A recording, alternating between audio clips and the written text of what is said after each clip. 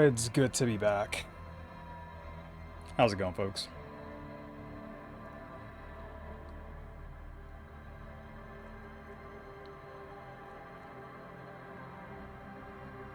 Okay, I don't exactly remember where I was, which is like the problem with playing the game once every single week, but I'm just gonna go for it. We'll figure it out along the way. I think I remember talking to uh Everard, Mr. Clare, whichever of the twins it is.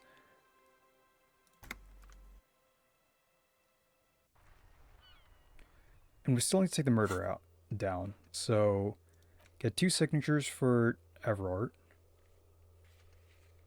Down the coast. We have money for rent, which we did give away. We need to go to the smoker after 9 p.m. I've got nothing to say to you. Alright. She's always so angry. What the fuck? You're gonna talk? Are you gonna talk? Is anyone gonna talk?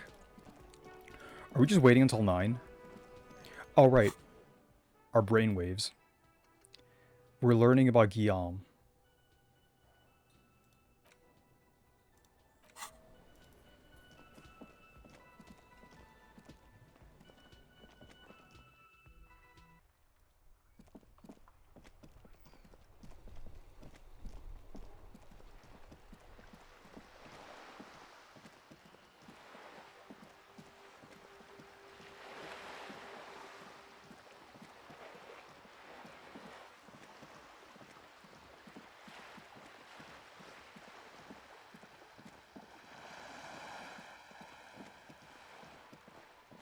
Holy shit, that water is loud, dude.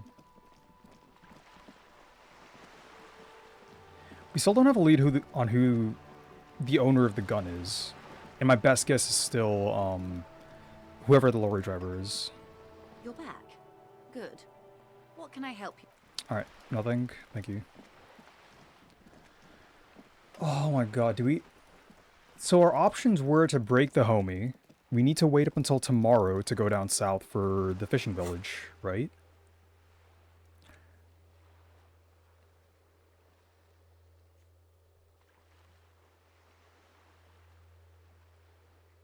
Working class husband. Oh, would he be at the, at the whatchamacallit? The whirling in the rags.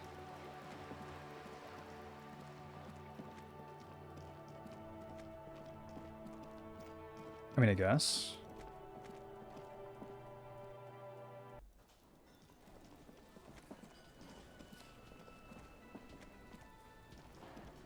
Is it one of you? Which one of the Hardy Boners is it? The circus left town, but the clowns are still here.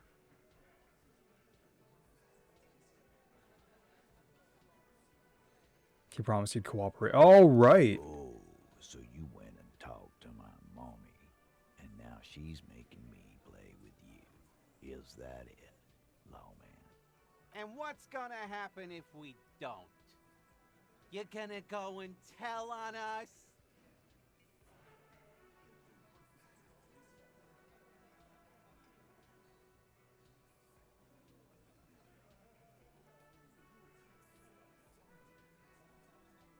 Hmm.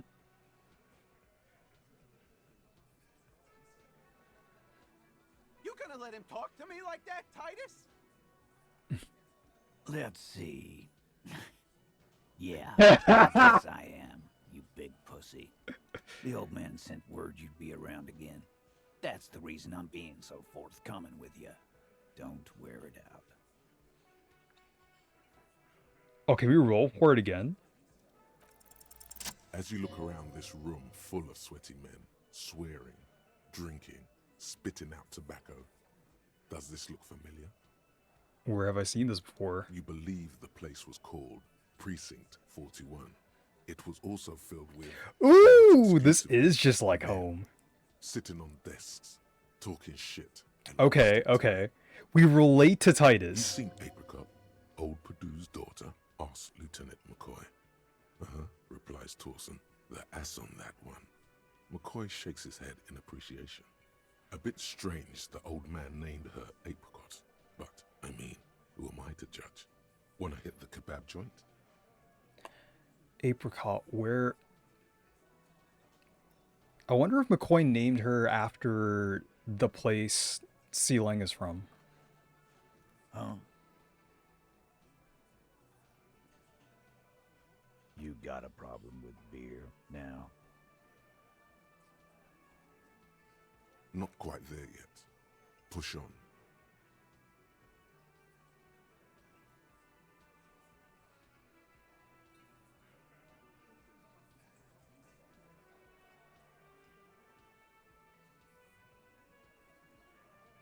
Hmm.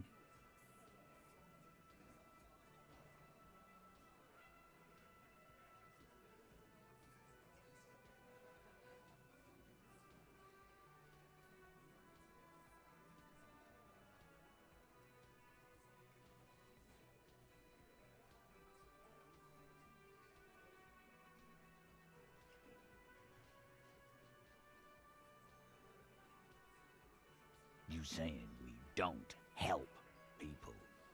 I've been doing this job for 10 years. Martinez was a dump before we put this outfit together. They don't know, man. They weren't here. We had 3 shootings a week, kids dead, fucking graffito everywhere. You cops haven't shown up since the 30s. Congratulations on the graffiti removal. All I see is you sitting around talking about Monica's titties while there's a rape victim. So what? What do you want from me? We took care of that fuck. Don't let him drink that. One more push. Quick. Just don't antagonize him. You have this already.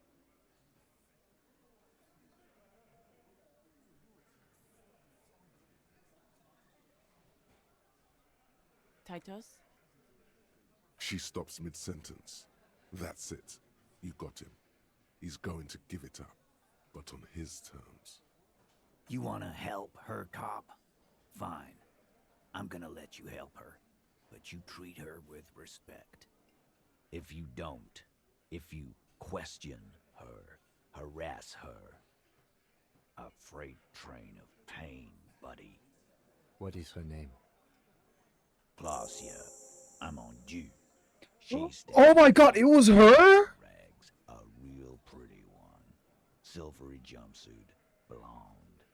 That's I'm on you with an O-U. Oh, fuck, Clausia, no. The girl upstairs? That can't be her. She knows you drank She so... knows you drank so hard you forgot you were a cop. Fuck. Oh my god. Oh, it's her! It's definitely her! It's Miss Oranje, disco dancer!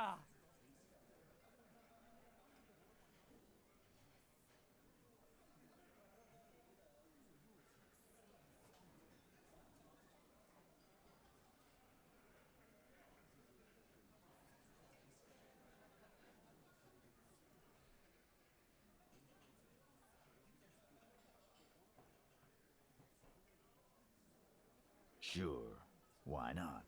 You've probably seen her around. You inexplicably add cool after the victim's name. I don't understand what's so cool here. Nothing. We just have a few more questions. Then Oh we'll my be on our god. way. Wait, you inexplicably... How... Oh my god, we were... Wait, were we? Dude, I can't... Okay, it's... Oh wow, we were not... It was not even fucking close. Holy shit. Okay. Yeah, we just have a few more questions, then we'll be on our way. Whatever you do not tell him you know her. That would sound off.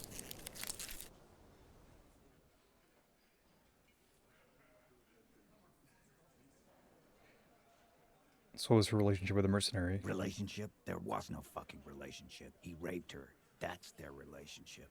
Something is off here. His anger is possessive. Was like that karaoke incident all over again. Or like some of the other girls he was harassing. Okay, enough. all of this is irrelevant to your stated investigation. He did it before we killed him. He's not gonna do it again. So what does it matter? It would help if we establish a timeline. All right. 2 weeks, maybe? I don't know. I need another beer. Here you go, boss.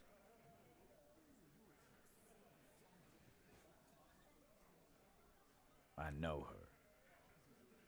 He looks around and uncommon silence fills the room. Ooh. How well do you know her? How well do you know her? Well enough, Copper.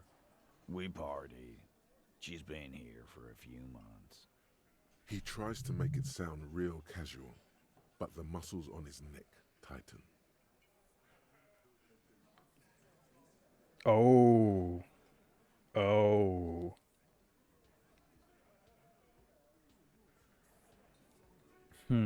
So she's not from around here? I see. Okay, that's cool. That's cool. Another question? Yeah. You mean Revachol? Nah.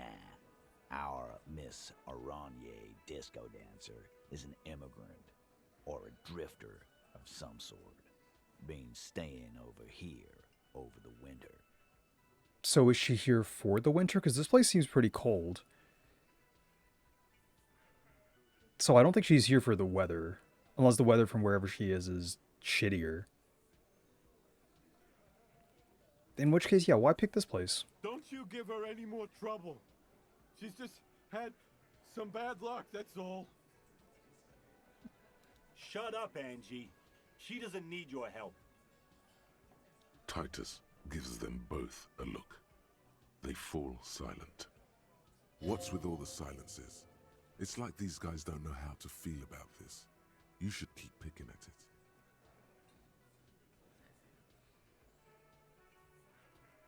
What do you think I meant?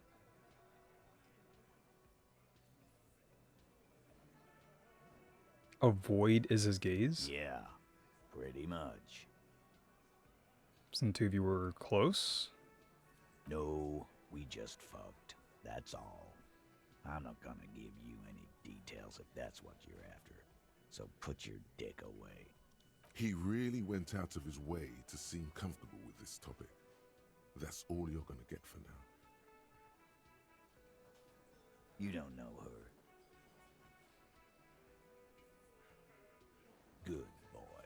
Okay, this turned out better than expected. Remember what I said.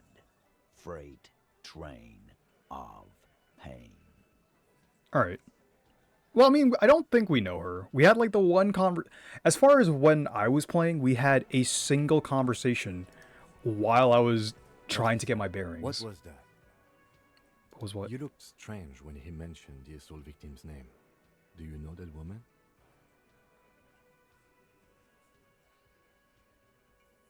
Is there something I should know before we talk to her?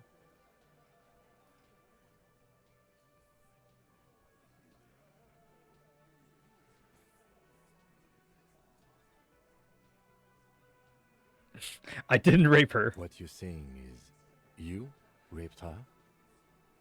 Ice is forming on the inside of your chest cavity. Cold sweat. Then, don't ever say that again. What else? What the fuck? What the fuck was that? Understood. You were not in good shape on Monday. Okay, that's manageable. Understood. It doesn't matter how it went, officer. What else? She knows that it's pretty crazy stuff before I passed out, that I partied hard and not very mental healthily. That's clearly your interrogation technique. Anything else? Yes, it fucking is, Kim. So she overheard you, or did you party together? So this is what it feels like to be interviewed. Fun. I wouldn't say it is. I think it is. Of course it is, you slippery fuck! Blast some insano at him! Throw him off! Anything else? That's all I know of. Like, so from what I gather, what the character is supposed to be, it's supposed to be based on like how we're playing the game, and like the world sort of forms around the decisions we've made so far. But our character is effectively a blank slate until we put words in his mouth. However, are we supposed to believe that, or are we supposed to believe that the character is his own person and has his own choices? Because he's had a life before, but in the context of this, all we know is that we talked out in the hallway, and that's the only that was after we started playing. But I don't know if they interacted before we started playing. They might have even partied together, but I actually don't know. Nothing. Let's move on. We'll be alright, officer. This is nothing. You feel fortified by his assurance. It's going to be all right.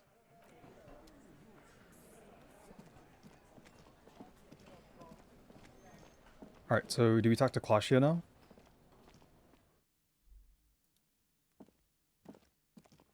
The door is closed. Who is it? Oh, now it works. This is the police. Can we come in? Come on up. The door is open.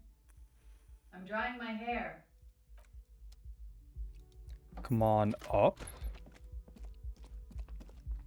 Oh, there's an upstairs. Okay. Well, I want to take a look at this first.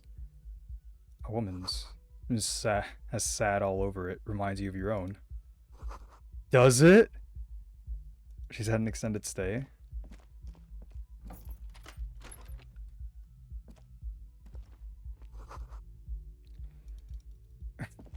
That's fucking depressing. Can we ask them to pull the body down? Like Titus and the dudes. If they're supposed to cooperate, then like why can't they help us out? Someone watching you behind the glass door. A woman. I thought there was a bed downstairs, or is this like a 2-story? Okay. Astra menthol. Cold coffee and ashtray that looks like a hedgehog. Oh boy. Yeah, she's been around here for a while. A handful of dried wildflowers. Just as you look at the flowers, a gust of wind raises them from the roof, picking them up in the air.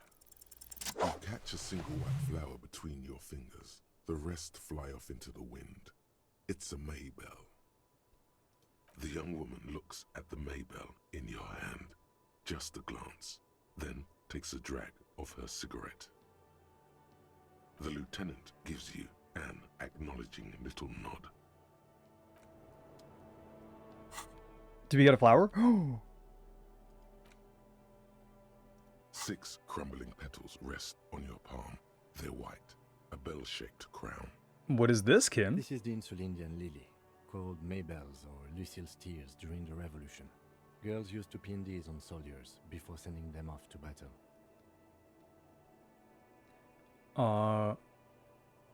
Who pinned them? The Which side? revolutionaries, so the communards and the anarchists. So she's a White's communist? their color, but the custom started in the suzerain's army, so it held meaning for the kingsmen too.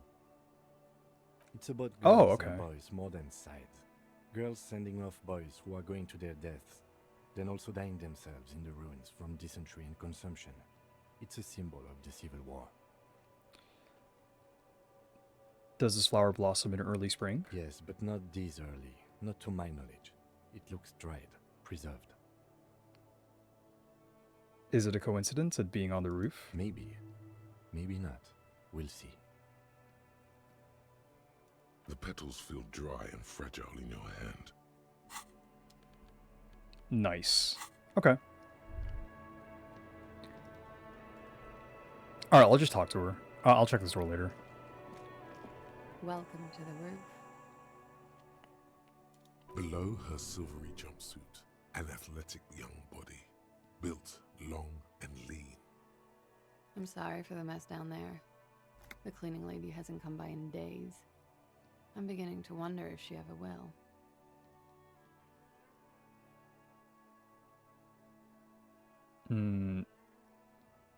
Proceed politely.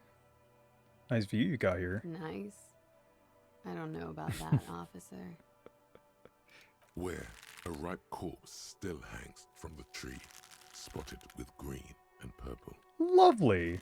The woman doesn't flinch, but there is something in her light brown eyes. A sadness. Oh, yes.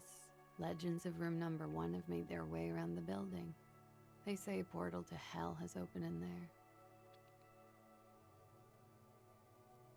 Force of dark energy present, but not to hell, to another place. A third place, much different from our world.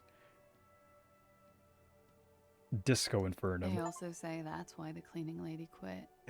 Because of the Infernum. I'm Kim Kitsuragi. I'm a detective from Precinct 57. Kim, save us. I believe you have already met my colleague from Precinct 41. Have I ever?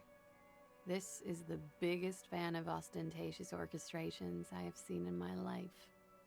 And I have seen a few. Oh yeah. Life gets hard, but we go on.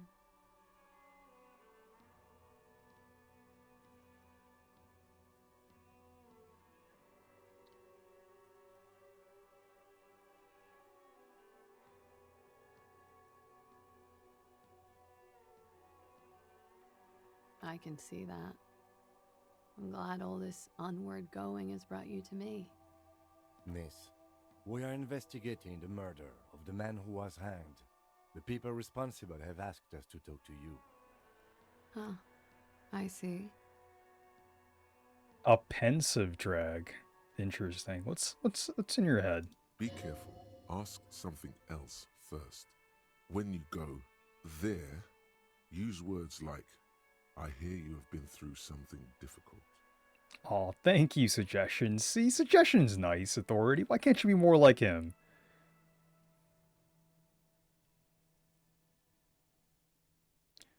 Yeah, what is this wildflower? She looks at the dried petals in your palm, then lightly touches one with her fingernail. Pretty. Looks like a dried maybell. Is that the one you caught? Sambo style? Sudden change of topic. Why was it there?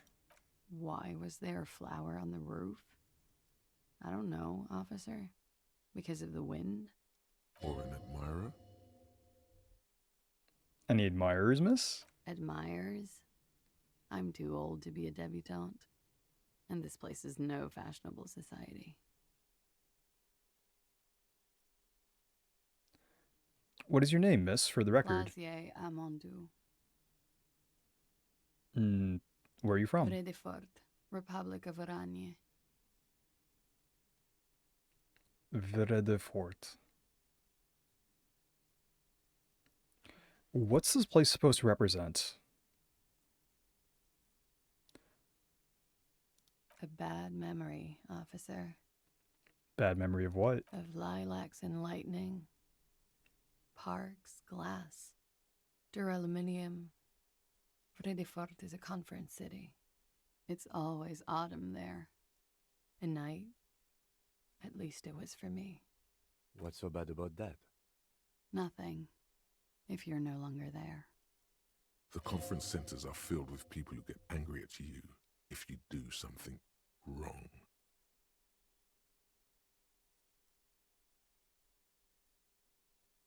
Sooner or later, everyone does. How old are you? I'm 28. What do you do, miss? What is your specialization? Oh my god!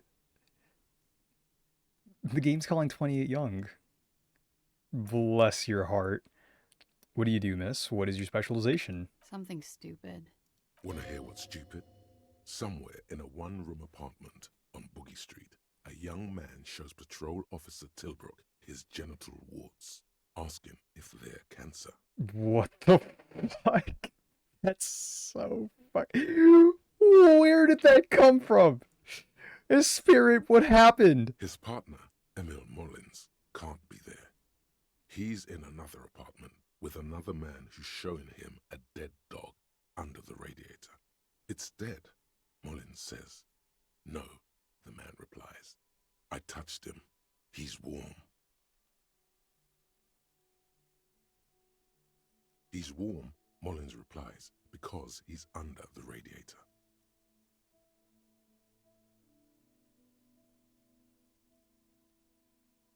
You're a cop? No, no. More stupid. Oranese lit. Oranese literature. It's what I studied at the university. What is Orania's literature about? Fear of failure, fear of death, how it sucks to be Oranese. All national literatures are. Only the name of the nation changes. If that's true, then Revacholian lit would fit you like a glove.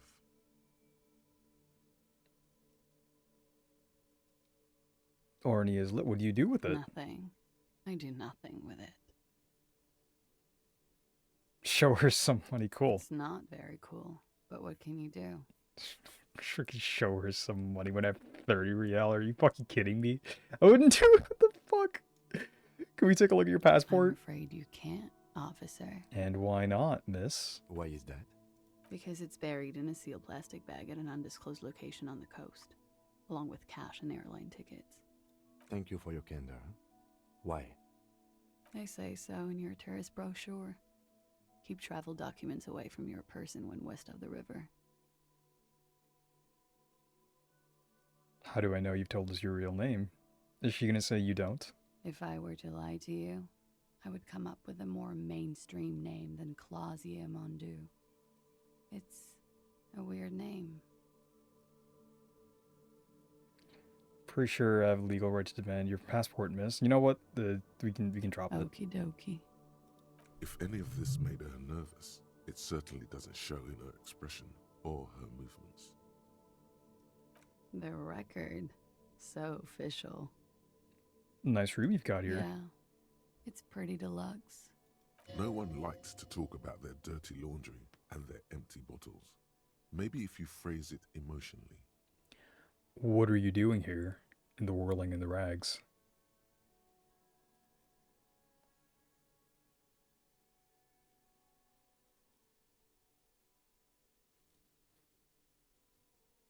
Yeah.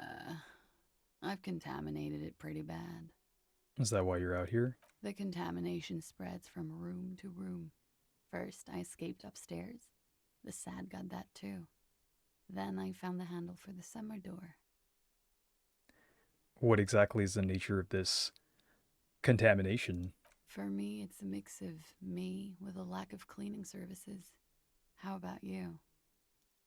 Talk around the establishment is, you have an industrial SAD spill in there. I don't know what it is. Mm-hmm. It's a mystery.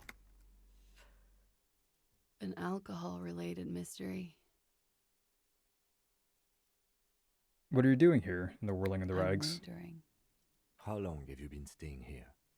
About 4 months. I came in November. Why here? Here in the Whirling, here in Martinez, or here in Revachol? I heard this is where the washed-up disco has-beens go. And a jab. That's where the future of dance lies. Came to the right place. You're too young. No, this is Sassy Town. If you say so, officer. If you say so. Okay. Something difficult? I've been through at least half a dozen difficult things. Which one do you mean? Were you sexually assaulted, miss? By sexually assaulted, you mean raped? Yes. It's a bit early in the morning for raped, isn't it? She sounds positively buoyant, vivacious, totally unbothered. Do I say,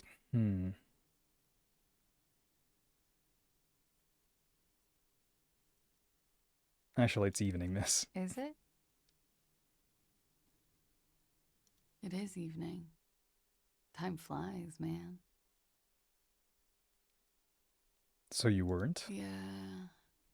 I'm gonna go with not raped. I don't want to say that shit about him. By him, she must mean the victim. Tell them it's not my style. They'll have to, if they want to jazz up the charges, they'll have to get someone more, rapeable. Are you saying that you were asked to tell us you were assaulted? What? Someone asked you to say you were assaulted to them, and that's why... Not explicitly, but I understood what they meant. It wouldn't hurt to spice things up a bit. Some assault and battery. Sexual assault, maybe. It was clear the latter would be spicier. Titus asked you to spice things up for us? Pretty much. Warming them. Are you sure you... Yeah, what did happen between you and the victim? We partied.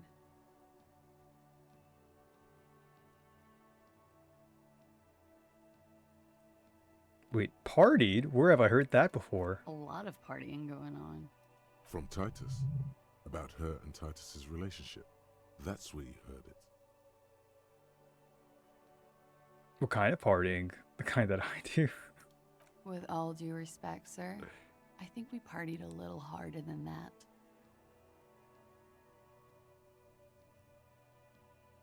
No one parties harder than me. Harder than this? I didn't know it was physically possible. Oh, it is. You're still alive. What did you do when you partied?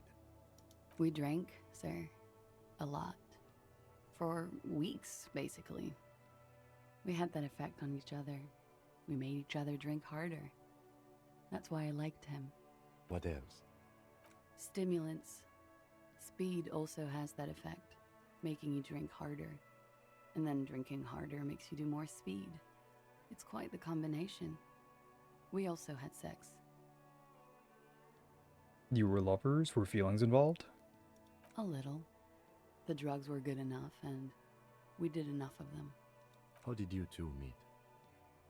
Downstairs, at the bar. He was on some sort of assignment, a military man, as you probably know. Had a cool, scary scar. She appears aloof, but that scar part, the scary, is stressed and drawn out. What's that about? Apprehension? With longing. She misses him. When was this? A month ago? Something like that.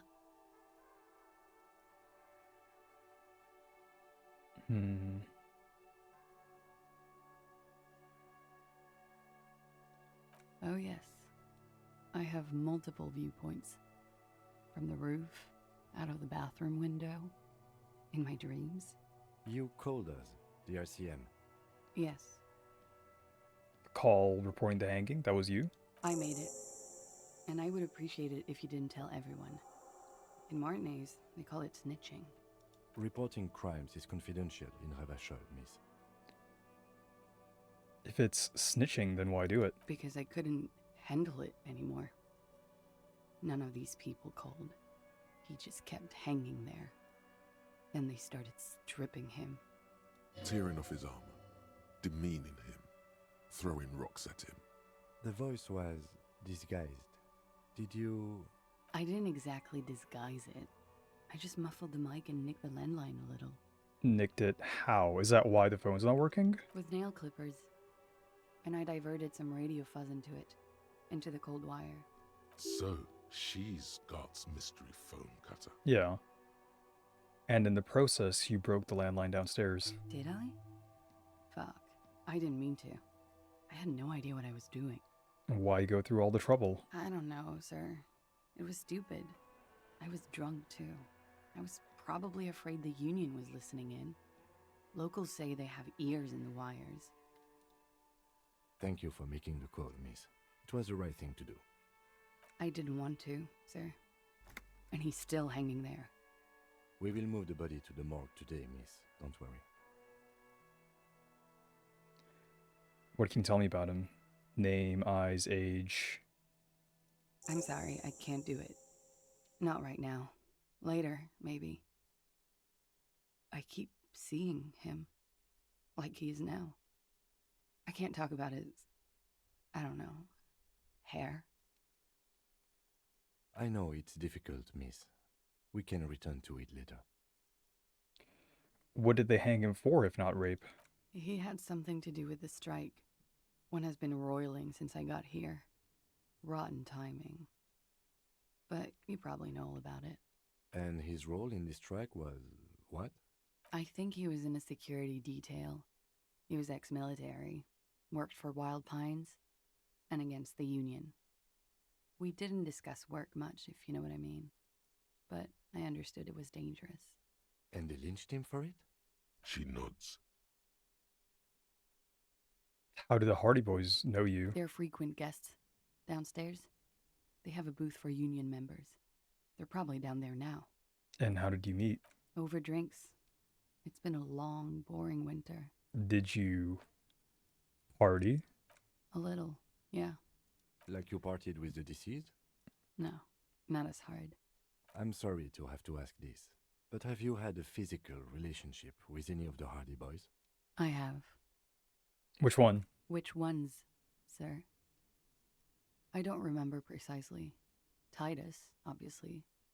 But as I said, it's been a long winter. Okay. Ooh. Could that have been part of the reason they hanged him? Could that have been why they lynched him? Jealousy? I hope not. Actually, I know that's not the reason. I'm careful about that kind of thing. Not crossing the wires, you know? But that's probably where they got the rape idea. What do you mean? Men like that? I don't know. It's the way their imaginations work.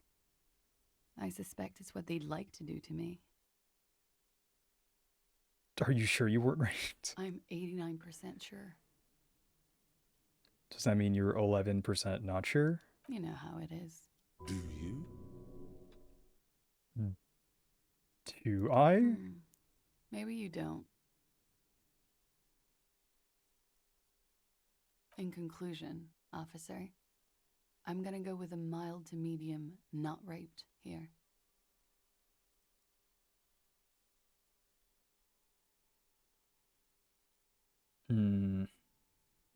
All serious matter. I need a serious statement from you. Okay.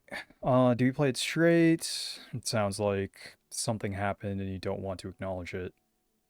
That's like working under an assumption, and like we can literally hear which part of the voices have these assumptions. I'll go with not this one. Serious.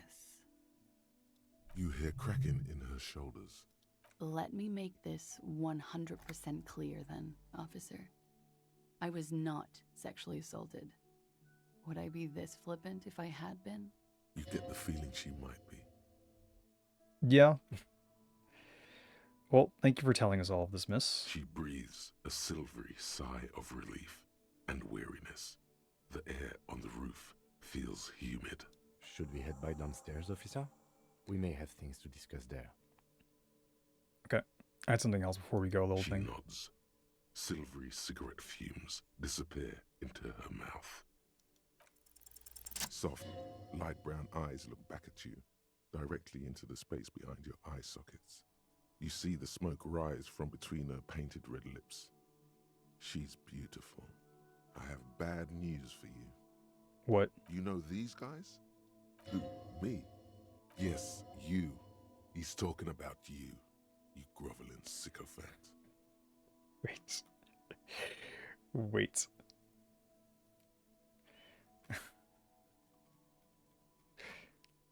You too. What? Me? Get out of here. I'm solid. You might be the most unhinged one here, Authority. These guys are compromised. She's got them singing along to her tune. The little bleeps and bloops you trust for info. You can't trust them anymore. What? Believe it.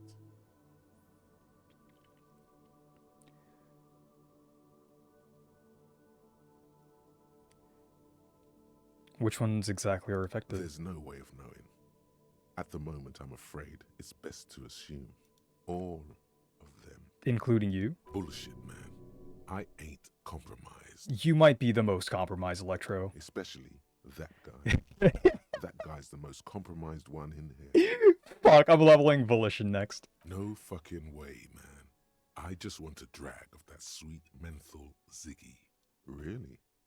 Quick, tell me what's under her jumpsuit. Glory, truth, softness. Protect her. She wants you. I take it back. He's got it pretty bad. But this next guy's on another level entirely. She likes you. The crowned head is a boring condom. He's jealous. This is human nature. How did this happen? How it always does. Through subtlety. What can I do? There's nothing you can do about it. You are how you are, and she is how she is. Things will go as they do. Can you turn them normal again? No. What use is this then? It's better to know you're being played than to be played without knowing it, is it not? True. Does this mean she's been lying to me? I think it's safe to assume, yes. Mr. Thespian here hasn't been speaking up. If he were, I suspect there would be paeans to her truthfulness. Like this. No, he's not going to show up. I'm sorry. Your lie detection isn't working. It's not her doing. He's just totally inept. It looks like you're also an idiot. But that's not her fault. No, not an idiot. You're just more of a sensitive type. Thinks with his heart. This woman's pain draws you in. What is your plan? You can't draw a sound conclusion. The one who usually does says, huh? No, Mr. Conclusion. You're always kind of limited in your analytical abilities. That's not her fault, but still. I've been talking to myself long enough. Let's get back to it. Don't worry. It's only been 4 or 5 seconds. You've got this. Silence broken. She exhales a little cloud of smoke and says, God, no. Oh my god. Let's return to this later, Miss. Why not? I'll be here until 11 p.m. drinking coffee, most likely.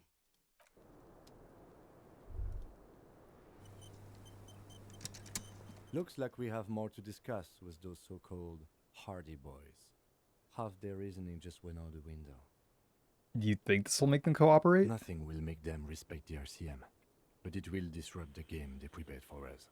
We just stripped off one layer of whatever it is.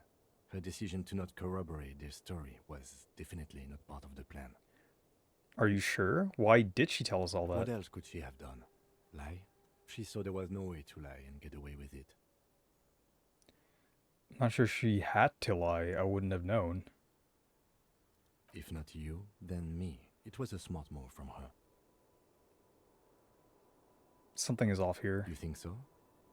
She seemed forthcoming. Unusually so.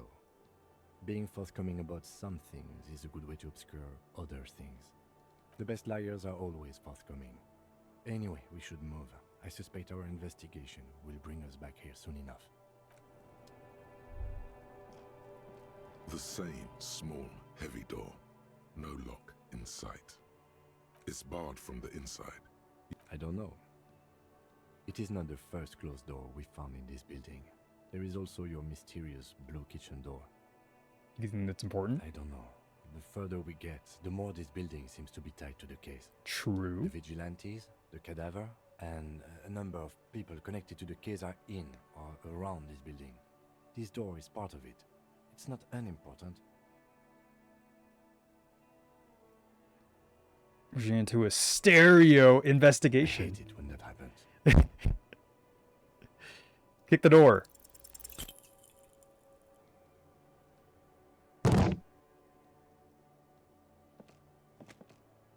You kick it, gung-ho style, entering the premises style. But the door fails to respect the force. All you hear is the bar rattling inside, laughing at you. Ooh. Oh boy. Don't die. All right, let's trash the place. Let's not. Fuck yeah, Klasha.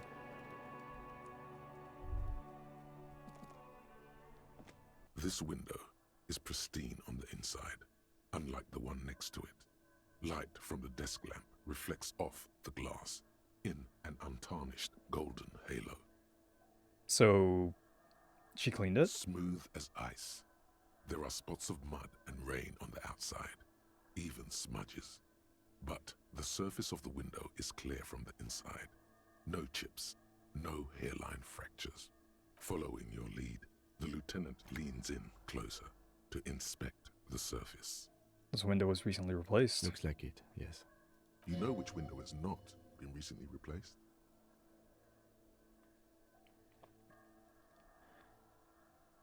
The one I smashed in my room? Yes, that one. Cold wind is seeping in right now. Just one floor below you. Messing up your concentration here. Stop distracting him! He has work to do! Plus, if I recall, the window has been giving him shit ever since he got here! I love how angry he is. Just so animated. I was just thinking, what a nice evening it is for taking part in a murder investigation. Alright. I'm over now.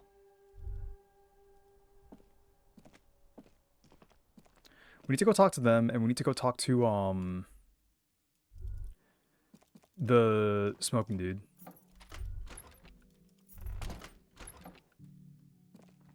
Alright, close the door.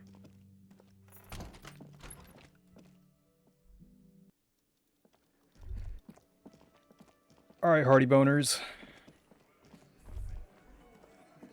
The clowns are still hanging around. What is it now?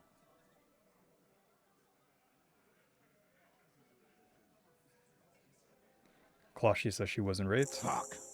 I knew that fucking whore couldn't be trusted. You've hit a nerve. Titus is furious. No, more than that. The loyal Titus feels betrayed. For the record, Titus Hardy did not explicitly specify the victim as a whore, nor did he say anything about trusting her. Oh, shut up and stay out of this, Liz. He raped her. He was out of his fucking mind. You have no idea. She's just in denial, asshole. You don't understand the traumatic experience. She's shutting down, and she doesn't fucking trust you. Yeah, she's crazy, you know. A crazy bitch. You know the type. She's fucked up. Got the bullshit, she told me the truth. Lawman, I'm at the end of my goddamn rope with you. I fucking told you not to push her. And you went and pushed her. Something breaks in him. Fucking Hit you. Duck. Titus Hardy. Success. Titus backs off. Fists down, everybody. Everett personally sent me to take care of this. If this goes south, we'll all be in the shit.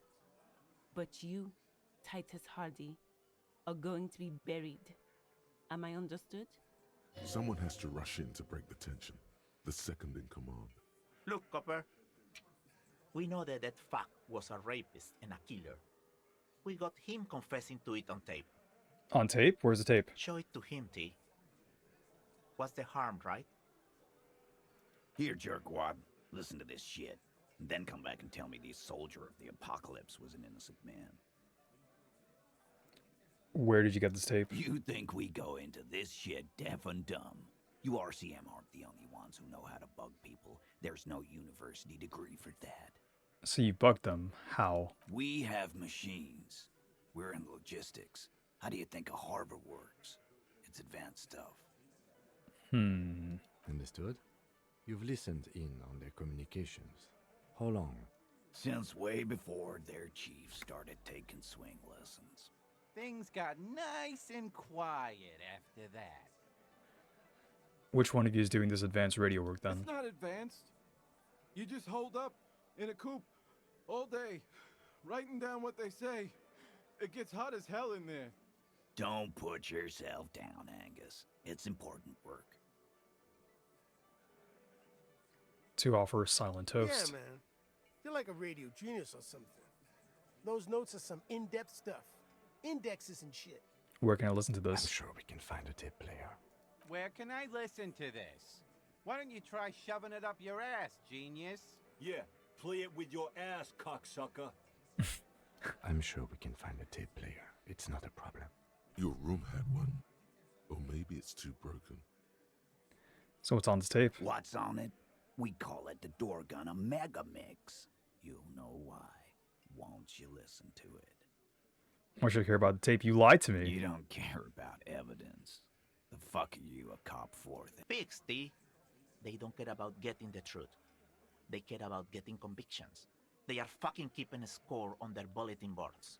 True, I got a real high score. You want to see? I won't be on your bulletin board. If you don't listen to the tape, we got nothing to talk about. Don't forget your tape, lawman.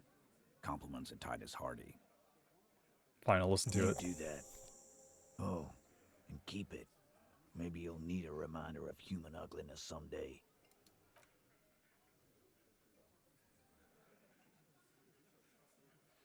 Okay, so where would I get a tape recorder? My best guess is the pawn shop. But also enough of that for now. There's been a lot of delays, but we can go to the smoker room. We need to go around.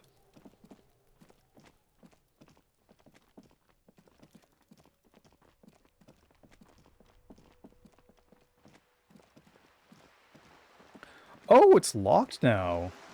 Very cool. There's no more terror.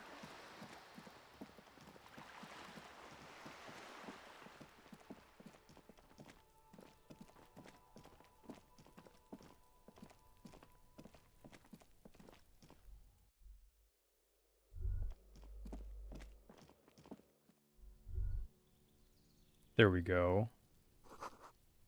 Room glow of light pollution rises from the east. And there's distant traffic. I don't think I've seen a car yet, aside from Kim's. Gendarmerie, you found me. Gendarme. His slender figure is backlit by city lights, its distant streets and motorways flashing like diamonds. It feels like a Friday. He seems to be in a good mood tonight. You got your hint. Beautiful. Fly's smiling as he looks at you. Something sparkles in his eyes. So tell me, are you here to make things right again?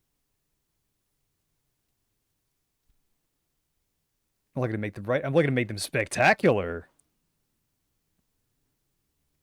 Beautiful. Bro, like, I was kind of half joking, but no, this dude is legit a fucking JoJo character. A nearby street lamp casts a shadow on his chin, drawing out the slender cheekbones. I have some good news for you. My Sunday friend is visiting me tonight. I told him about you and he'd like to say hello. Step in. He's already waiting. By the way, I'm really digging the view here. Mm-hmm. That's why I chose this place. Martinez is special, isn't it? Wait. Suddenly you're digging things?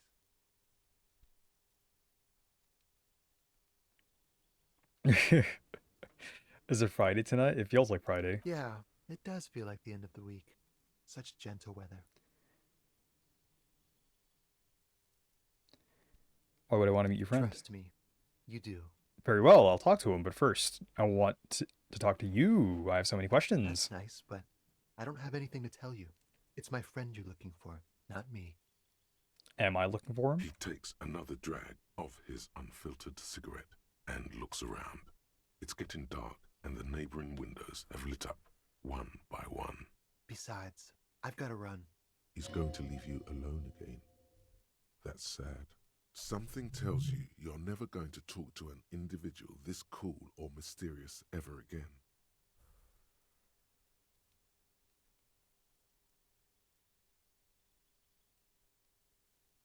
Run where? To the city. It's a beautiful night.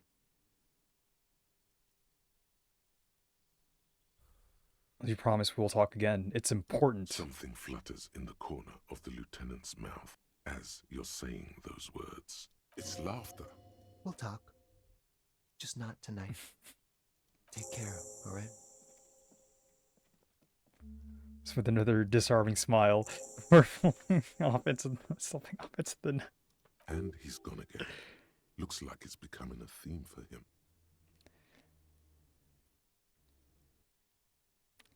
There's something so different. He's always leaving. Why is he always leaving, Kim? Who knows, detective? It's a mystery. There, he's laughing again. There's something so different about him. I just can't put my finger on. Different, of course. He's just... There's just something so mysterious about the way he talks and moves. Something so mysterious about the way he talks. Very mysterious. Very. Very. He's barely holding it together. It's all he can do to keep from bursting. The only thing I want to do is make him laugh. Come on, detective. Let's go. We've got a potential witness to interview. His Sunday friend, remember? Oh, Kim.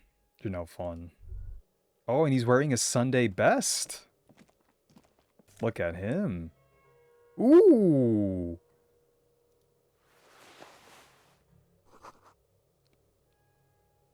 Exquisite canopy bed made out of metal.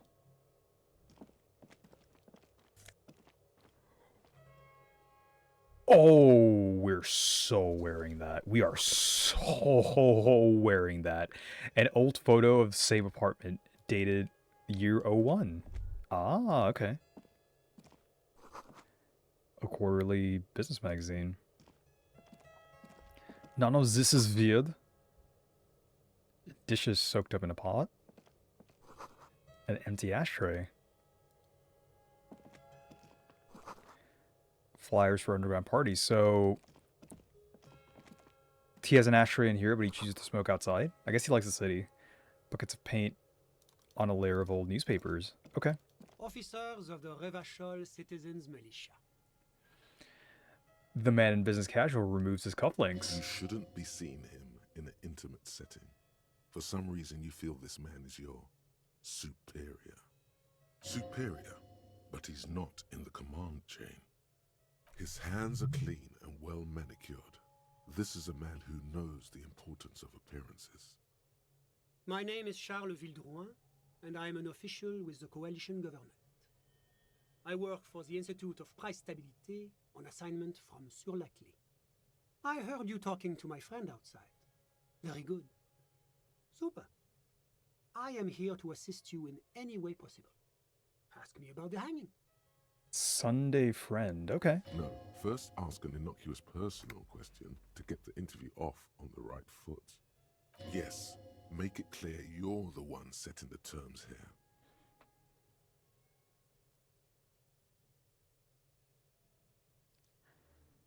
Before we get to that, tell me where you got this beautiful silk rope from. Oh, we got it from an atelier in the East Delta Commerce Center.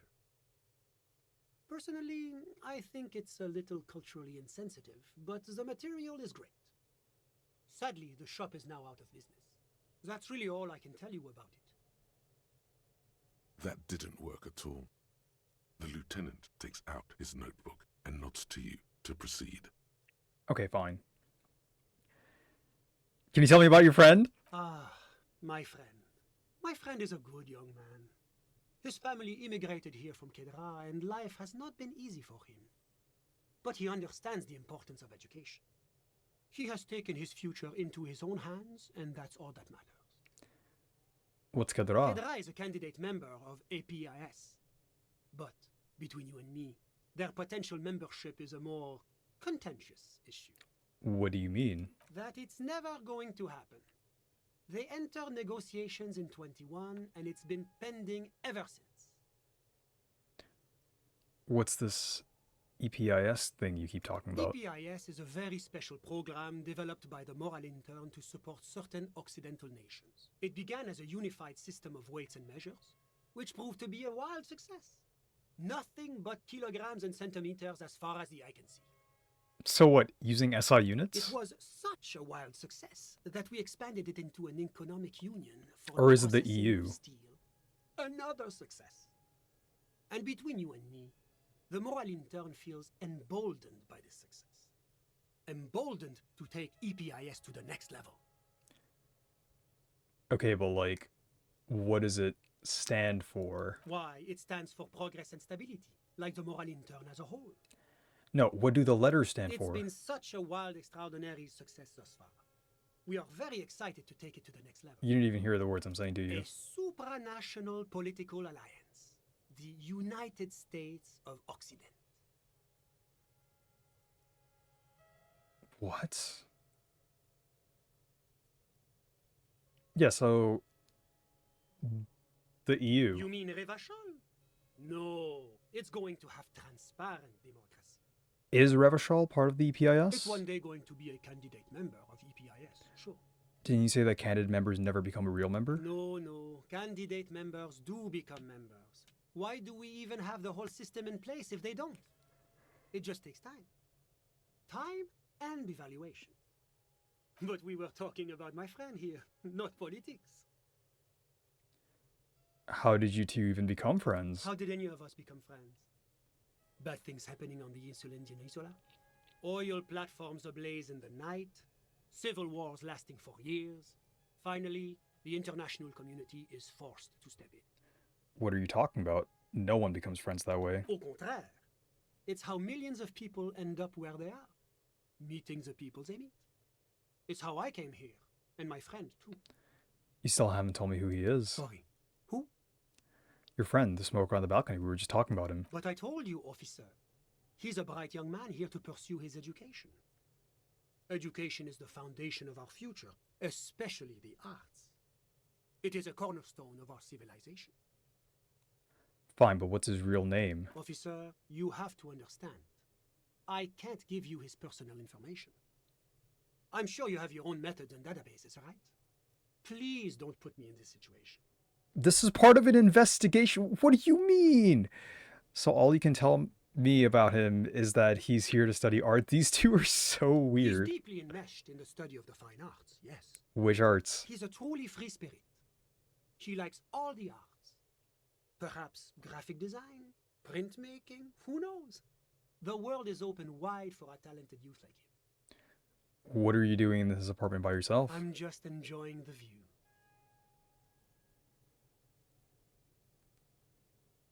Enjoying the view? There's a dead body hanging in the tree. A dead body we still need to get down, by the way. Listen. What? I'm not hearing anything. The Insulindian Bay.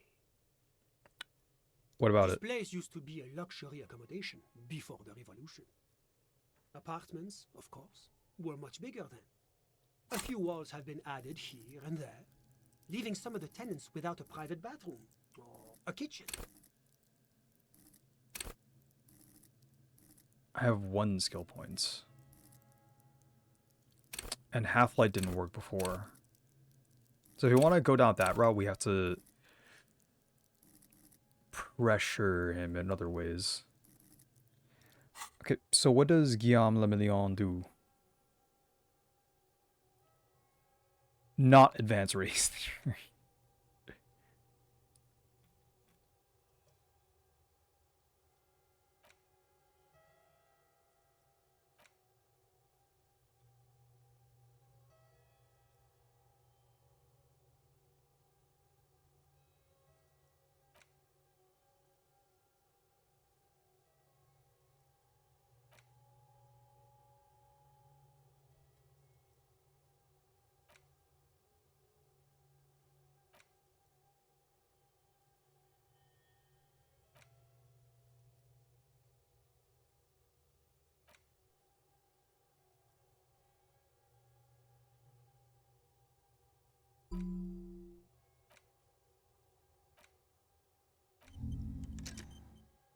Okay. So this used to be a luxury accommodation before the revolution. Apartments, of course, were much bigger then. A few walls have been added here and there, leaving some of the tenants without a private room or bathroom or But the kitchen. million real view stays. You can't take that away. My friend comes and goes. I'm sure you'll see him around. He's a busy bee. I'm all ears, officer. You actually witnessed the lynching? I'm sorry to say I did, officer.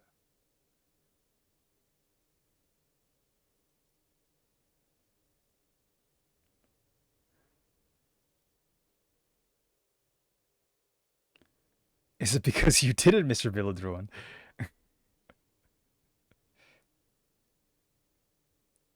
Start from the beginning if you don't mind. Officer, it's very difficult to describe what I saw that night. It was so surreal to me, like in a play. What do you mean, like in a play? It was just so strange. I could barely comprehend what was happening. I was on the balcony when it happened, getting some fresh air. I remember that first they came in, carrying what looked like a body. And then I saw all the surrounding windows go dead, one by one. That's when I understood. I should not be seeing this. Who were they? Sounds like the victim was unconscious, or at least incapacitated. Interesting. Who were they? I couldn't see their faces well, and there were quite a few of them. But they were very loud and very Martinez. Let's just say that the laboring classes can get rather expressive with their profanities. How many of them were there? I couldn't tell you exactly. Less than 10. Maybe 8? The lieutenant sends you a sharp look at the mention of that number. Yep. Were any of them huge? Like 200 kilograms huge? That's a giant you're describing. No, they were all quite human, as far as I could tell. Did any of them look like drummers? Yeah. Drummers? Why, no. But then, I don't know what a drummer is supposed to look like. I think we can drop the drummer angle. That was my bad. What happened next? I went back inside. Were you able to see anything from inside? Officer, the yard was pitch black. There was nothing to see, but I could still hear their voices. They were threatening to kill that poor man. Were they men, women? All men, I presume. But again, I couldn't see very clearly. What ethnicity were I they? believe they were mostly white, though I believe I saw 2 Areopagites among them. And I am quite certain that one spoke with a Mesk accent. What happened next? Well, that's the strangest part, officer. Nothing happened. It was oddly quiet for a public lynch. So I think it's fairly safe to assume that, I guess not. We don't know if he was dead before he got there. That's the assumption I'm sort of working with internally, but maybe I shouldn't be. Like, Kim's right, he could have just been incapacitated, but like being completely quiet while you're being strangled or hung. Eventually, their shouts died down, and that was all. There were no gunshots, no celebratory shouts, no anything. Why didn't you call the RCM? You're right, of course. That is what one is supposed to do in such circumstances. I was simply in shock. I'm afraid I don't have anything else to add. About what time was all this happening, approximately? All I can say is that it was late. You didn't check your watch? My watch? Yes, now I remember. It was 30 minutes past midnight, give or take. So let me get this straight. You didn't actually witness the hanging yourself, did you? No, I didn't see the corpse until the following day. Those are all my questions. Thanks for your time. Of course. Anything I can do to assist the RCM. What's an official like you doing in Martinez? The coalition is only looking out for the price stability. Inflation is a killer, like a heart disease blocking the normal circulation of the economy. It must be controlled. The economy impacts the entire international community, which is why it requires international oversight. Okay, but what are you doing here in this apartment? Well, I'm renovating it. It is an interesting project. The building used to be a 12-story skyscraper before the cannons took the top 4 stories off. This, of course, happened when the coalition forces landed here. You could say I'm undoing some of the material damage the international community caused when we arrived here. What is this international community? La communauté internationale is what Revacholians colloquially call the coalition. In other words, the nations that stopped the disaster of the revolution. And what do I call the coalition? Your employer, technically speaking. The governing authority of Revachol. The RCM is but one part of this provisional administration. So you're some kind of bureaucrat? Yes. As I said before, I am a commissioner from Sur-la-Clé working for the Institute of Price Stability. This is one of the main projects of the Moral Inter.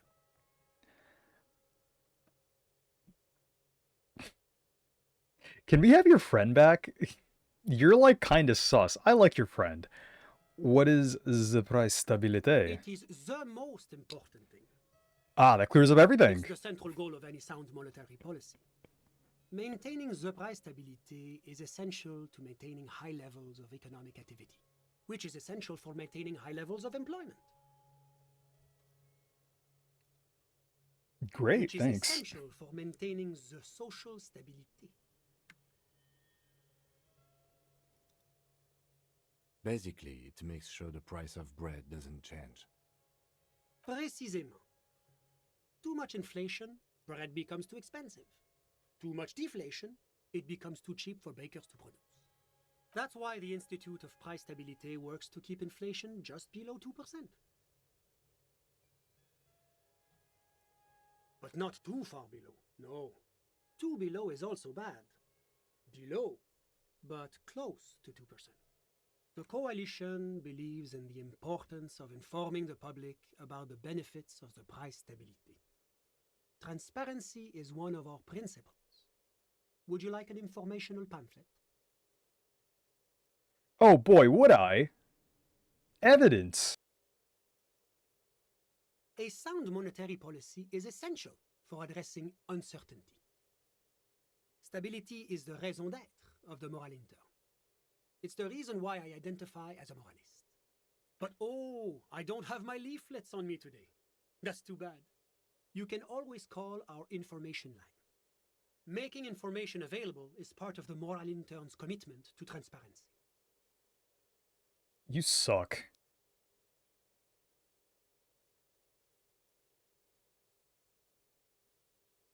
It's the International Organization for Moralists, hence Moralist International. The Institute of Price Stability is just one of its many mind babies, as is the coalition. There are more nefarious powers to work for than the moral intern. But of course. Because moralists believe in a normal, stable world governed by democratic values.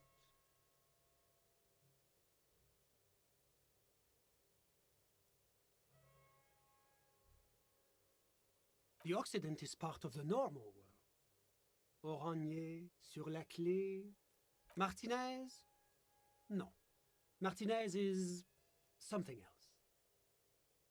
Revachol is generally difficult. It's led by an interim government, which means it hasn't yet achieved full democracy. But they are working towards it. You're all doing very well here, relatively speaking.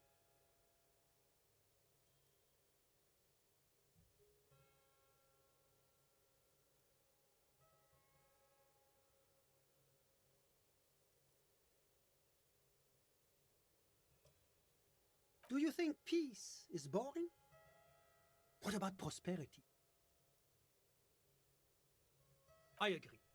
And we as an international community should strive to bring this prosperity to every kid on every isola. Now, enough of this delightful political interlude. Was there anything else you wanted to ask? What's there to say? Sur-la-Clé is a modern, urbanized country that measures very high on the Human Development and Freedom Index. Mostly, though, it's known as the executive heart of EPIS. Moreover, it is a great sponsor of less emerged countries. Revachol is only one of its many darlings whose progress it supports and cherishes. Okay, what makes Revachol Sur-la-Clé's darling? Because a great percentage of Revachol's culture hails from Sur-la-Clé. Its language, its people, its cuisine even. Or at least in the downtown La Delta area. Tell me about Oranier. Oranier is an exemplary nation who, as a core member of EPIS, contributes 28% of our annual budget. Next to Sur-la-Clé, Oranier is probably the most prominent member of the international community.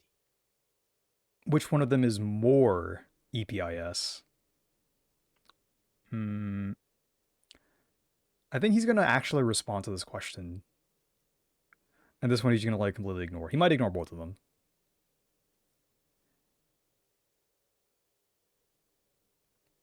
Oranier's economy is one of the most advanced in the world. It has successfully transitioned from heavy Just industry talk to like a advanced normal services, person. and generally acts as an engine for sustainable change in the international community. You know what? He's actually speaking my mind. About what? About Orange. Tell me what it's like there. Oh, it's very urban and very well organized. Their streets are clean, their horse cars run on time, the people are polite and efficient. Like I said, they are an example for less emerged nations to follow. So it's second world right now. But then why did Claudia leave? Whatever you wish, officer. Can you tell me about your friend again? My friend. What about him? I'm all ears, officer. Fine, I gotta A go. moment, officer. Yes, are you gonna tell me something actually important? Do you have everything you need from me? I'm afraid we won't have the chance to speak again once you leave. Hold on, why can't we talk later? It's against diplomatic best practices for an official in my position to be discussing murders with local militiamen. And I'm pressed for time. After you leave, I should be leaving as well. I'm not going anywhere, I just want to take a look around this apartment. Sure, go ahead. It's a beautiful space. Let me know if you have any further questions. Guillaume Le Million. Bad news. Guillaume Le Million did not become a cop. In 38, he went on a tour to the Sinyao province in Safre, where he died of autoerotic asphyxiation. His body was found hanging from a decorative dragon tree in his junior suite, amid drug paraphernalia, unwholesome objects, and the Sylvia Trainer single, Wonderland, skipping in the background. And yes, you can take this as a metaphor for Revachol in the 30s, and also as a warning.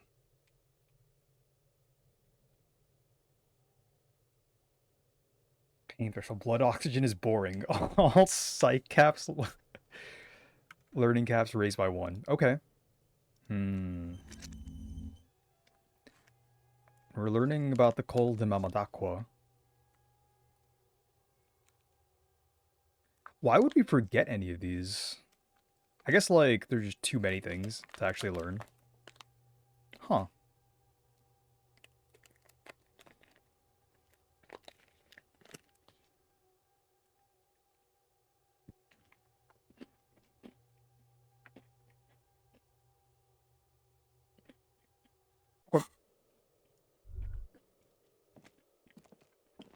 I think that's all for today. Was there anything else?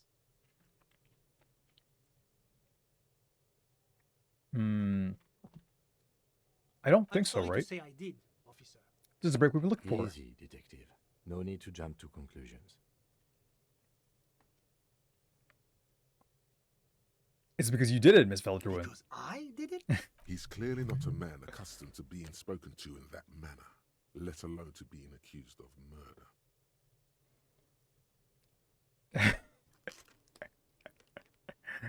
Don't jerk my chain, Paper Jockey. You did it, didn't you? What's the meaning of this? Is your colleague here trying to arrest me? He sounds almost mocking, saying those words. Arrest me. There is no meaning, sir. Please excuse my colleague. This case has been a great strain. Oh, God. It gets better every time. Dude, imagine not being a superstar cop. Back off. Now, this man has diplomatic immunity. It serves no good to accuse him of a crime he didn't commit.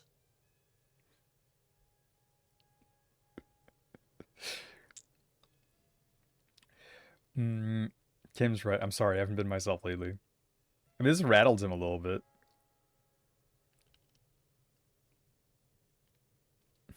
What gets on my nerves is murderers. Why did you kill him, man? I won't stand for this. What's your name?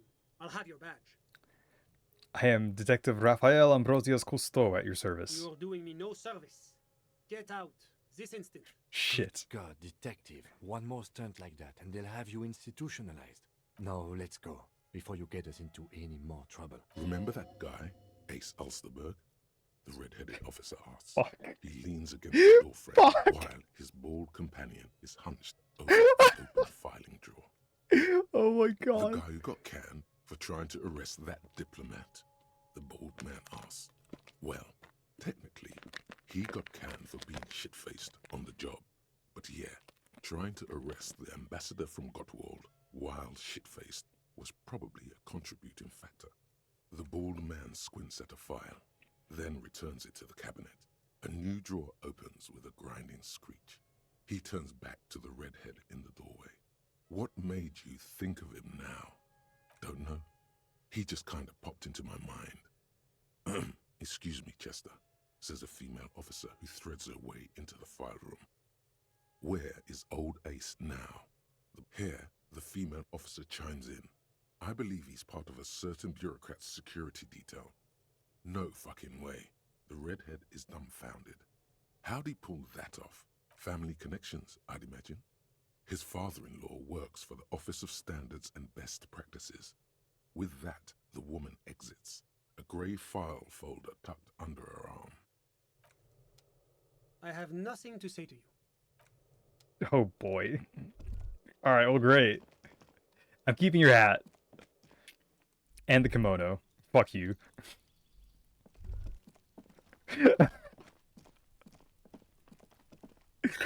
Oh, it was so bad. Oh no! I hope our Friday friend doesn't get mad about that. Alright, Kim, let's go to bed.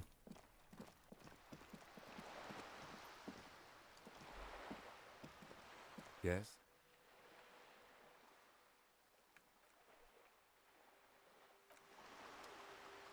Also, let's just save real quick.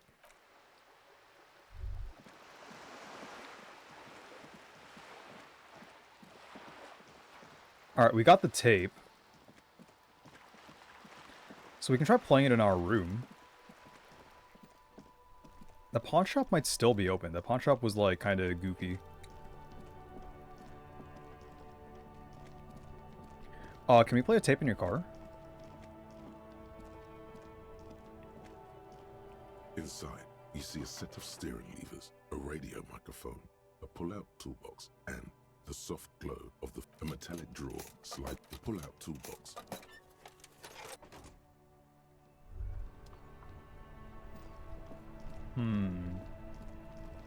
Are they still playing? No, they're gone. They left their bulls. Alright. Is this place gonna be open?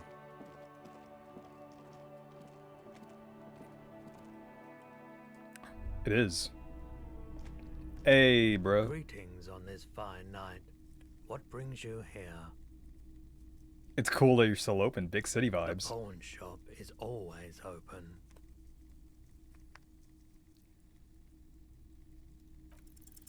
Nope, still no clue. You obviously haven't been doing enough drugs lately. I'm looking for something that plays a tape for police business. Yeah, we still have those boom boxes on the shelves.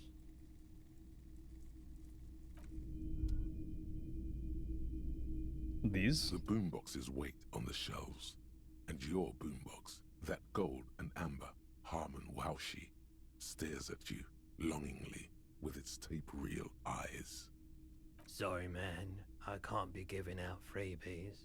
Never have, won't now. A discount? I do have to keep the lights on, man. It's 12 real.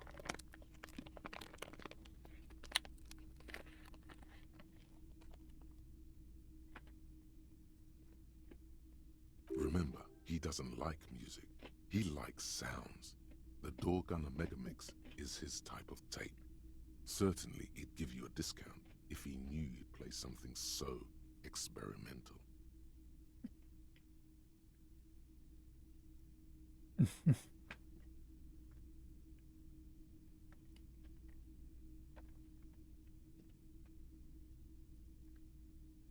$4 is offensively low, but just this once. For the music, concrete, cop. Okay. Thanks for the discount, man. And here you are. Quality sound reproduction on the go. It'll play anything, wherever. Turn any tape into a conversation of sounds and shapes. Damn, bro. Being the law pays.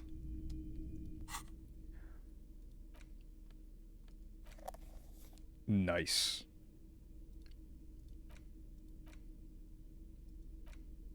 The porter reel is just what you needed. The reels attach to the apparatus with a satisfying click. The tape is routed behind the magnetic reader. But tape. You push command set, and the tape starts spinning. Violent static and machine sounds fill the air. This isn't Revachol. This is a fucking village. I can almost see the elephants. The harbor. That's the son of a Kvalson crane. You have a problem, bro. When this shit is done, I'm gonna tear that place up. Soldier of the apocalypse style. Kill shit. Dogs and chickens too. Gonna run a room, Cordy. A real nice room. I don't give a shit. I'm fucking done. I'm done mentally. Cordy. I'll fucking do them all in. Rape that disco cunt on the counter. You know, the dance a whore upstairs. Do it Kohoi style. Never did get that taste out of my mouth. The lieutenant presses the button marked Arete on your porter reel. The tape stops spinning. What was that at the very end? Silence? End of recording.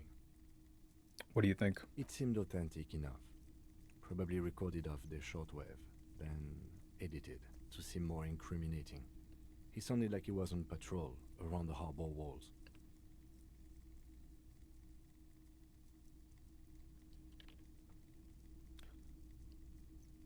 I agree. He also sounded inebriated. Still.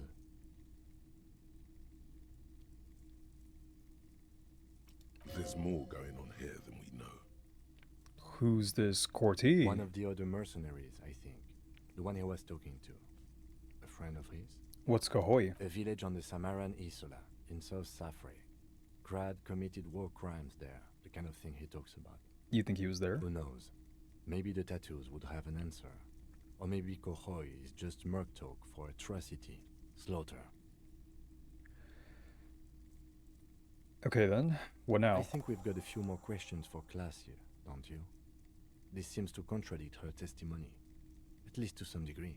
As you take out the tape, the boombox tunes itself back to the cheery radio again, spewing out beats like it's a Friday night.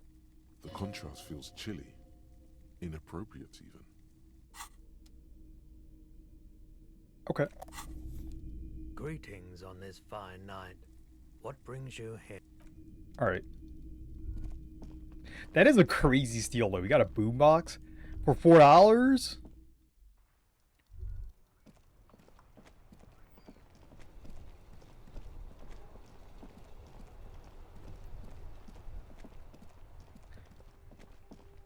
Is Klasha even up there still? No.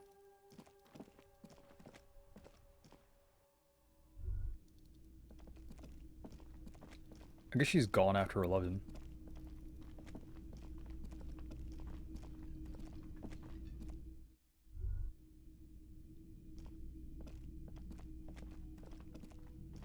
Oh, she is just gone.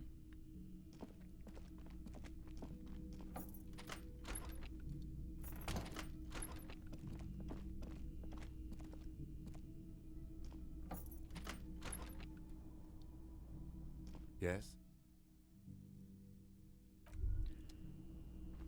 Oh. He doesn't want to grab another smoke. Okay.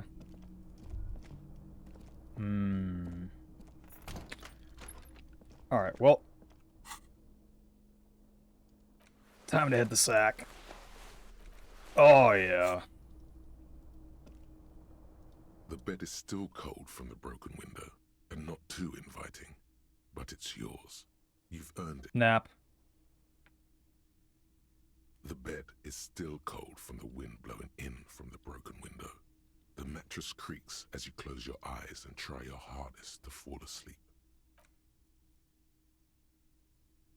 Here we are again, my broken bud.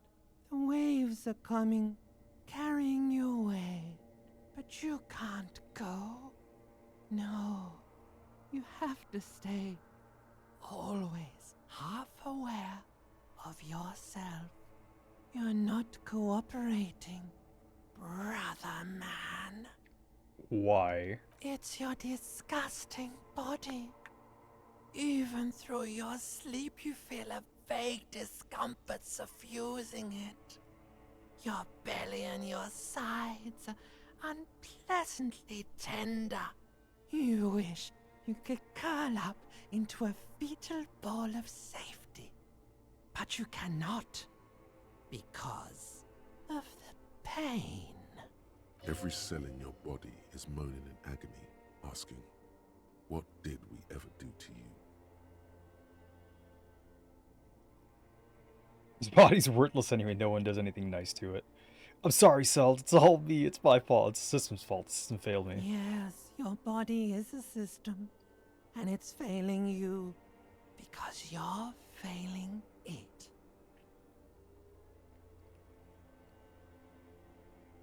I'm an artist, and liver damage is my art. Oh yeah, baby. Frame your suffering as a masterpiece. Only one problem. No one's watching. It's boring, buddy. Boring as death. You're just stuck here, in the half-world. Could try looking at other people. Really looking. But why would you want to start doing that? I will, I'm looking at people all the time, I like them. Sure you do. They're all so friendly, aren't they? The best. Some of them are. Some of them are nice. Others are scared. At least they're interesting. Each one has a process just like yours, running in the space between their ears, full of secrets. Secrets? What do you think you're doing right now? Coming to some greater awareness? Look at all these lights, blinking in and out of existence. Thoughts! You're just pretending that you're asleep, even to yourself, while the world goes on without you. Let it. Let it. But it never seems to let you go, does it? Time to rise and wipe that shining sweat off as best you can. Gather your bearings. Rock and roll.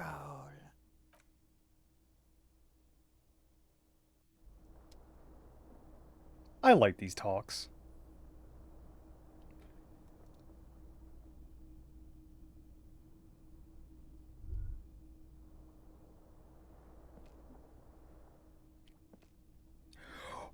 Wait a fucking second. Can we? Oh, we can.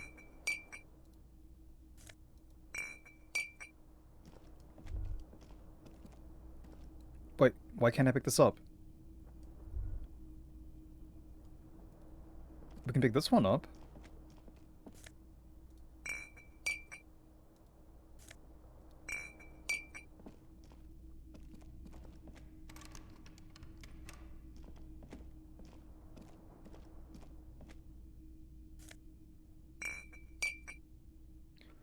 That's not one of them.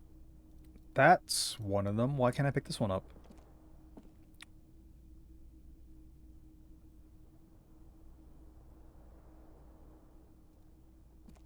There's one more. Is that one?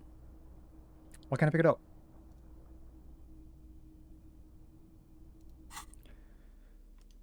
Oh, okay. Alright. What's today's fit? Oh my god. That's how you're wearing it?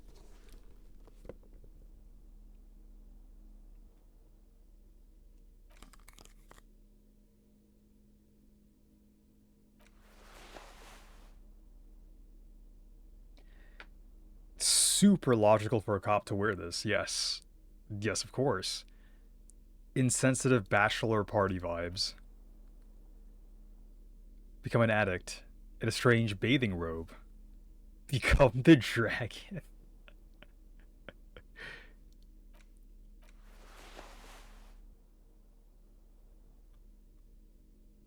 These are someone's piss-soaked, cum-stained pants.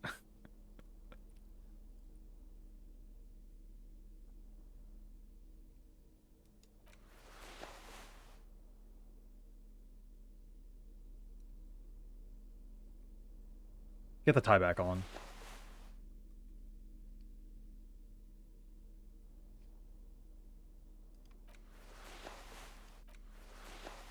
Oh my god. Bro, this drift. To indirect modes of taxation?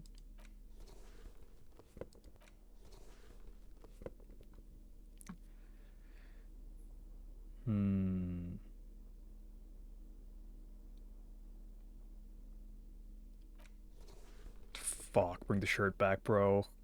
That looks heinous. If he didn't wear it so fucking weirdly, I might genuinely consider wearing this. But no. But nah, bro.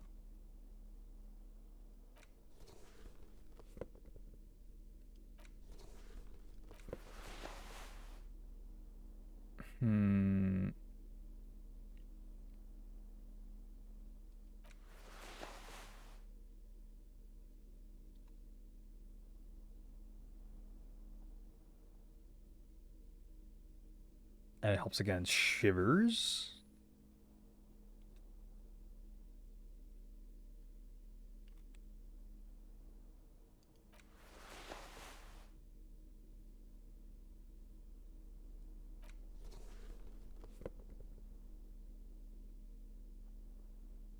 Not yet piss-soaked or cum-stained. Alright.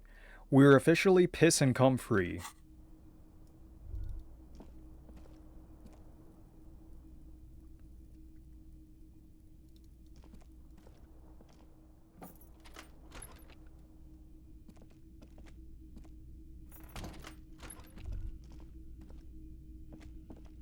We are up real early, dude. Good morning. Who are you, fine folk? An RCM patrol Horse-faced woman. As she notices you.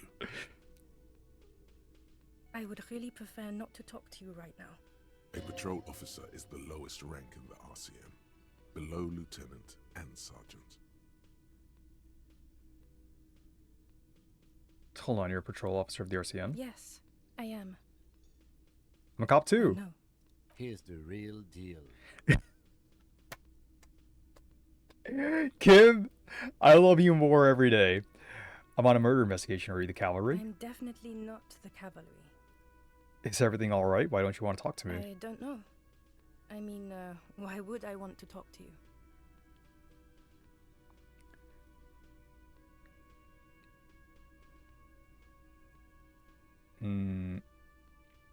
It's cool to see another cop. I thought Kim and I were the only ones. No, you're not. You're not the only cop in the world. Something changes in her. It's pity. Pity comes over her. Okay, fine. Let's talk. What did you want? So what precinct are you from? What precinct? Am I from? God, he doesn't know. Oh, is she from our precinct? Fucking deranged lunatic.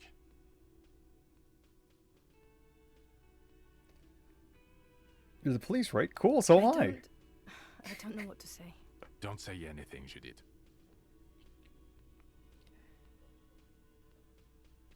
Judith. Okay. Wait, is he police? Me? No. I'm just a man with sunglasses. I like wearing sunglasses inside. Sunglasses and a fucking wig. What are you, the police, doing here? I'm just looking out for... You? No one. I'm just a man with sunglasses. And you are?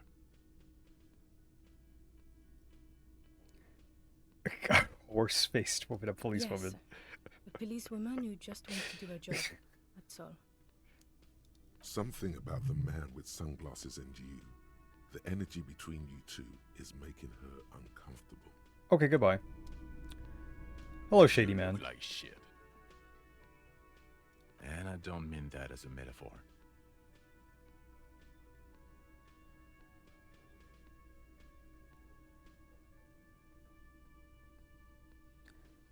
I know, it's intentional. Like undercover? Well, as far as disguises go, this is one of the best I've seen.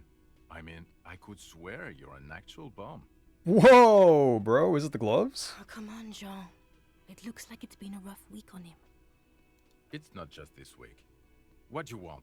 Okay, so this guy is cool.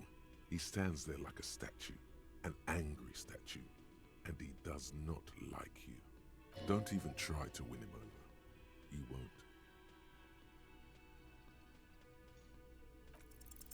You know what it is. It's like the two of you know each other. Just ask him. Tell me the truth. Do you know me from somewhere? Oh, I definitely know you from somewhere. Another life. From where? From another life? Yes, from another life. A different life. Maybe the life of a police officer belonging to the ranks of the... To what station do you think you would belong in this alternate and totally fictional reality? 57? I think even in this fictional reality, the 57th would still be my station. My condolences. Go ahead. Have another guess. Okay, that's plausible. That's entirely plausible. Now we're really getting somewhere. Somewhere good.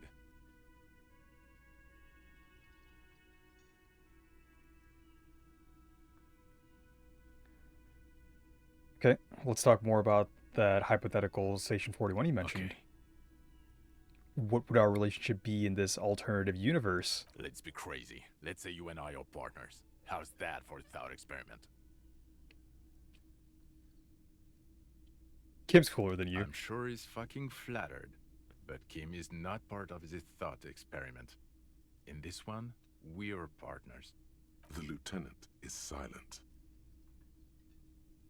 You seem like a cool guy. I'd love to have you as a private partner. Would you now, or would I be cramping your style? Never mind. Partner.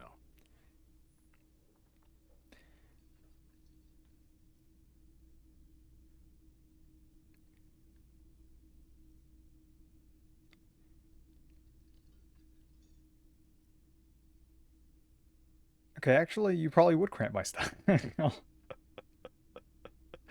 No, you wouldn't cramp my style at all. Okay. How about you stop wasting my time and get on with whatever you were doing then?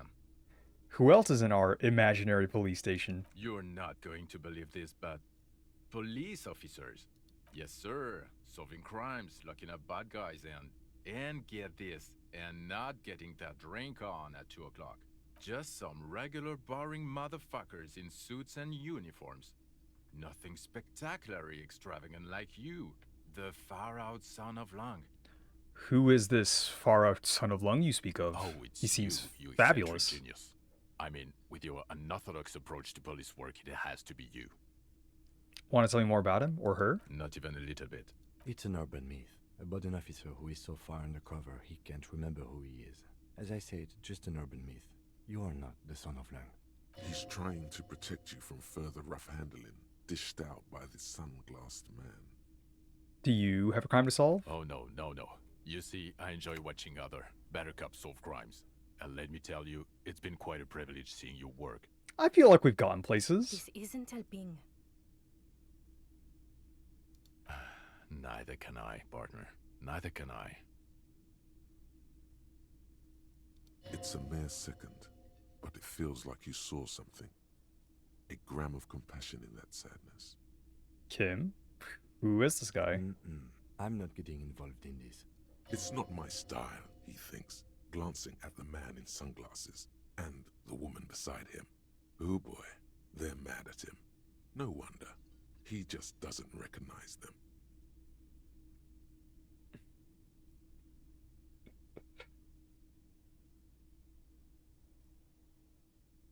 Got some questions for you. I'm a cop. About what? You don't look like a cop. You know what you look like?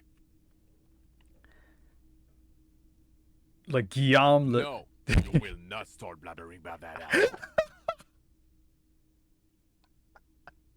He didn't answer your question. Now, will you answer some questions for me? No. Why not? Because it's not my job. Why don't you go and fucking do yours and solve this damn hanging? Actually, I don't want to hear you say things. Come on, Jean. Okay, say things. I want to hear you say things. Hear that? He wants you to say things. Say one. Suddenly, out of nowhere, case-related things start popping up in your head.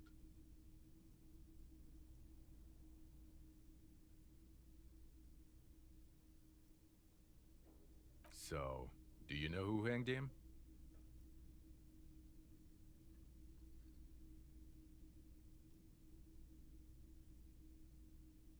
I don't know. Who knows why we do the things we do?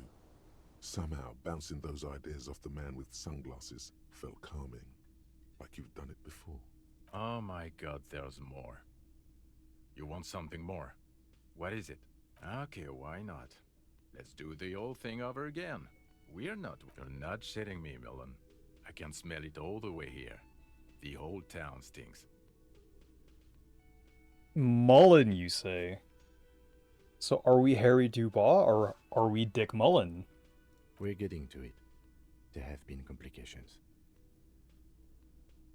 I would love to, but I'm busy fucking off and not cramping your style. And that might cramp it, you see? Helping you. I don't know. Oh my god, there's more. You want something more? What is it? Watch out for yourself, loser. Okay, the man with the sunglasses and his hypothetical Station 41. Weird, right? No, this whole interaction was perfectly normal. There's something missing here. Something you can't put our finger on. You know what? He's our ex-partner, you fucking... I know it sounds crazy, and you'll probably get laughed at. But still. I was saying the same thing. Just cross it off the list. It's probably not true, though. Alright. Again? I can't believe it. I'm going to say no.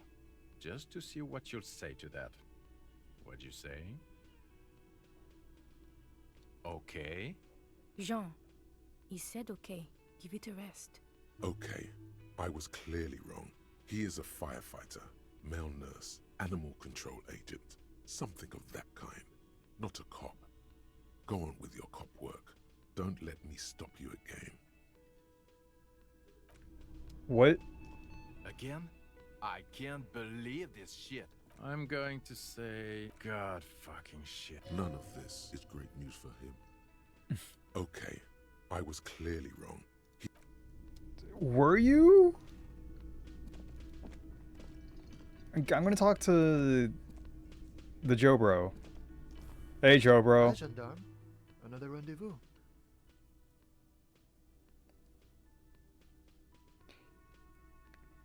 Hi. Hello. Adjust your tie. You're here. I am.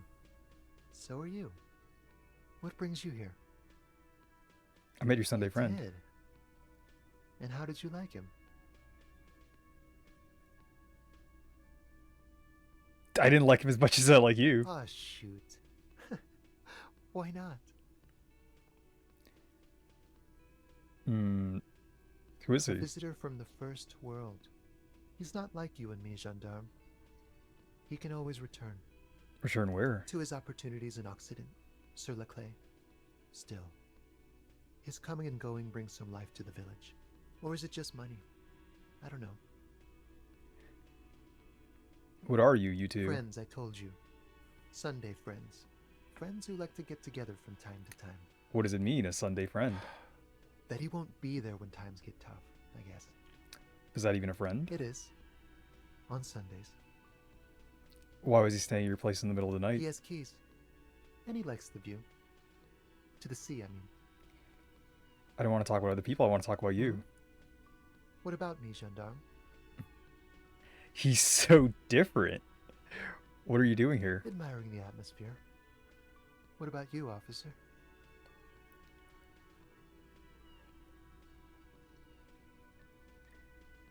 I'm here to kick some ass and solve the case I'm working on. Here's to you. Tell me again about that muscular type you came to investigate the crime. Oh yes, let's see. He knocked on my door a few days after the lynching. I think he was going through the entire building, asking questions. What did he tell him? Nothing. that I didn't see anything. Did you tell him about your friend? What friend? Your Sunday friend, the witness. No, I don't think it came up. What did he look like? Muscular, handsome, strong, like one of those military types. Was he alone? Yes, but he was speaking to someone on his earpiece. His earpiece? Yes, you know those tiny speaker microphones that fancy security guards sometimes wear. What was he saying? Just reporting back whatever I was telling him. Besides muscular, did he have any other identifying traits, like tattoos? Let me think. He had an accent. He sounded like one of those mercenaries. He sounded vaguely Oranese. No, not vaguely, scratch that. He sounded definitely Oranese. Huh. Oranese. Thanks for the info. Anything else on your mind? It's the sports. He's a sports guy. All about that physical prowess and athletic skill. Nothing else here. Bye-bye, gendarme.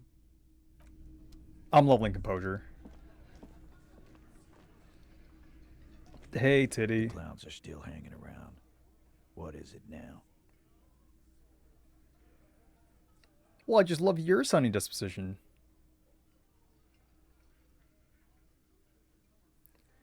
So listen to the tape and I'm going to confront Claudio with it. Smart boy.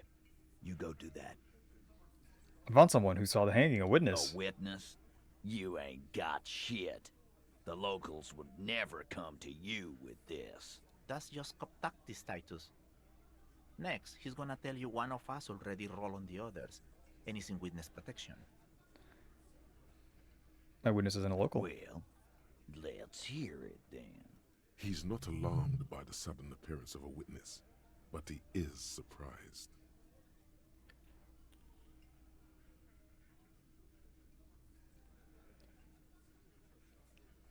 Who he is irrelevant. Yeah, we don't need to tell him. I guess we're supposed to cooperate. If we're like working with the communist faction for now, who is giving us more information. Let's say he's a high-ranking government official and leave it at that. Who he is irrelevant. It's like you said, Al. Copper's coming up with this on the spot. I've seen this shit a million times, Titus. Fly fishing. They are desperate. Tell us, Copper, what wacky claims did he make? It's you assholes that feel the need to go around like a fucking brass band. The Hardy Boys are dead silent. Yeah, it's like they put cowbells on you before they send you to the streets. What's with the cowbells, policeman? Arab guy? Boss, I think he's trying to say me and Theo. Well, yeah. What is confusing you? Eugene, Theo, and Elaine were there, too. I already told you. We were all there.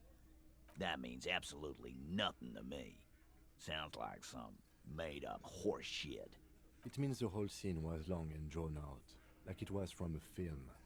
What is this fella's problem? Sorry we didn't make it more action-packed. It wasn't the first thing on our minds, you see? Shanky. It's Shanky, right? I thought there's something wrong about the lynching story. Now I know there was. You don't know shit. I know you are lying, Shanky.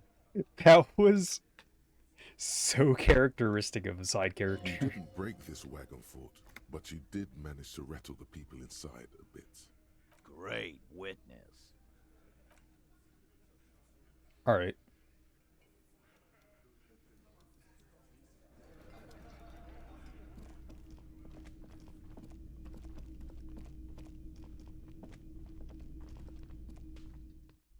Is there anything that helps composure? My pants would have. Fuck. My shoes do. Composure, composure.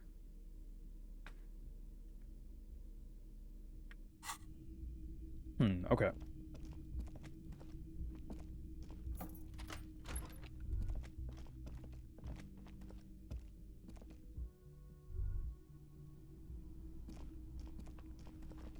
Is Claudia back yet? She is. Okay, good. Hello, officer. What brings you up here again? She puts her coffee cup down with a soft ring as the porcelain meets the metal table. This does not surprise her. Did he? I never said he was a good man, or that he had good intentions. Only that he was never bad to me. Where did they get this recording exactly? It's intercepted radio chatter of the deceased, recorded via de-encryption station. It's authentic enough. Does he say he's gonna do it Soldier of the Apocalypse style?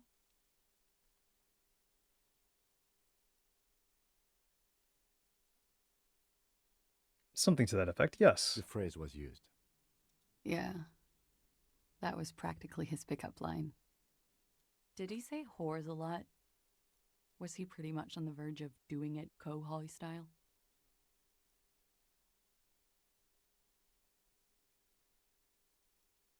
The word whore was used. Kohoi was mentioned. He wasn't actually there. He didn't do a tour, or at least didn't tell me he did. Would have been overkill anyway. He lived his own little Kohoi. It wasn't his everything.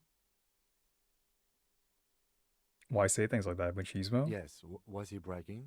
Oh no, I'm pretty sure he did all those things. Then integrated them into his idea of normalcy. To keep on living. Until they just sort of turn into his, what's the word I'm looking for? Persona. Running joke. I was gonna say running joke. And it sounds like you didn't even get the good bits. Lely's punchlines got way, way funkier than that. He was like the Seminoles conflict, the Kohoi massacre, and the 36 famine in Yezut all rolled into one person, then cast in Orani ceramic armor, which he wore in bed and in the shower.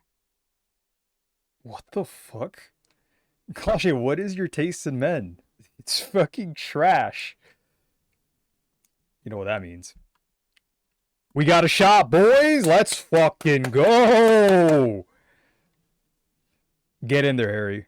When he said he was done, and done mentally, it didn't sound like a joke. It sounded like a deeply troubled man. It sounds like everyone's a little deeply troubled in this game. Aren't you afraid? You like this kind of stuff?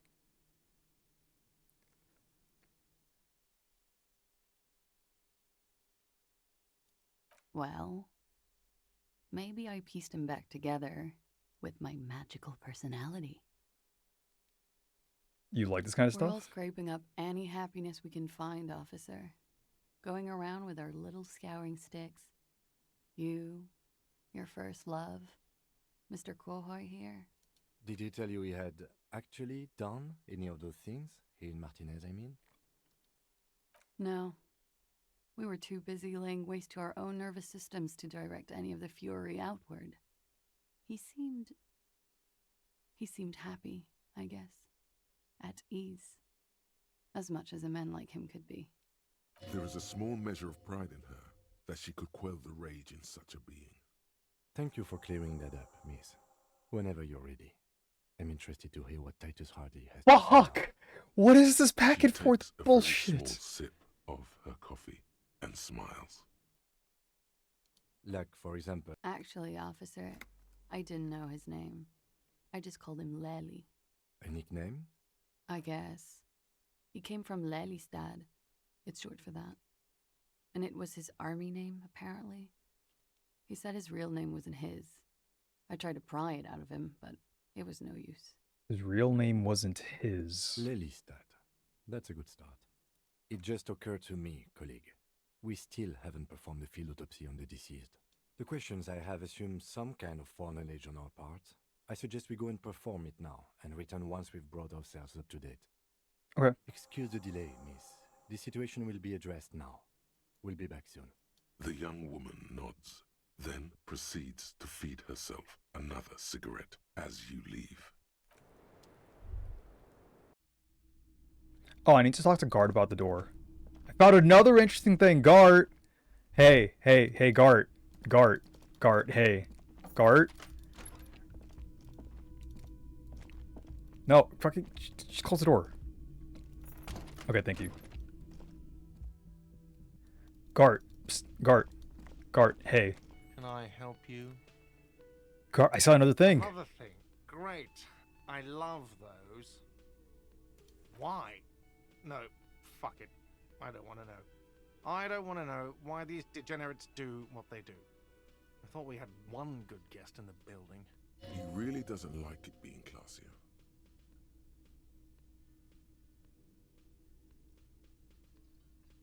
You have Lino. Lino's a good customer. Yeah, well, she's not a guest, is she? What?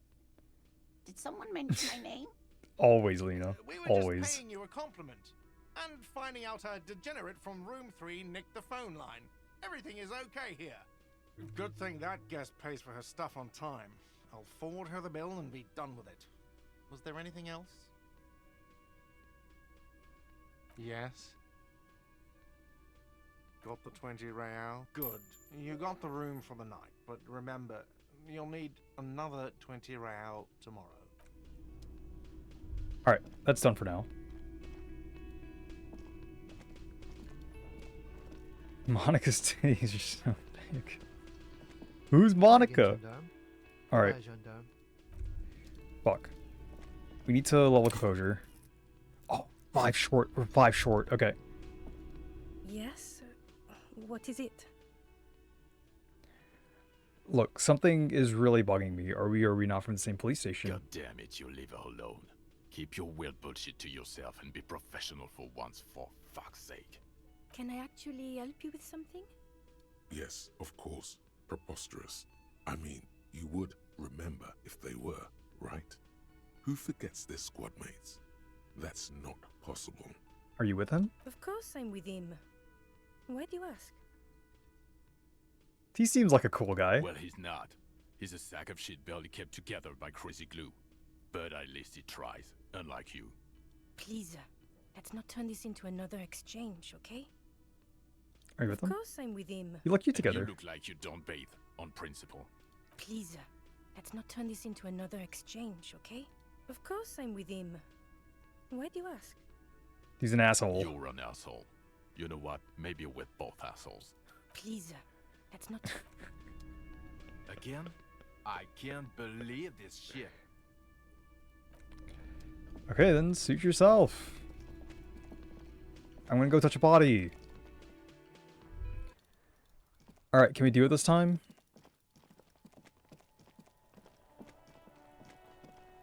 Can we please get the body down for fuck's sake? There he still is, looking right through you. Oh my with his white eyes. God, bro. How do we get it down? Yes?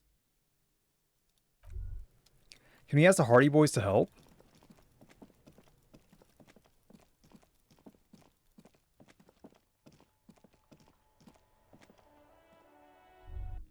Like, they're gonna cooperate with us, because that was the point, right?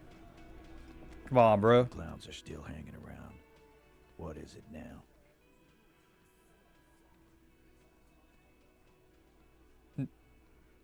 And he tenses immediately.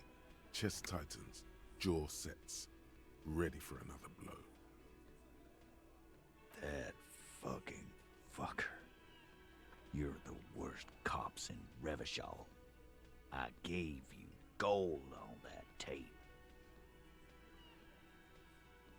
It was dark stuff, but it didn't prove anything. It didn't change your mind. Yeah, it didn't.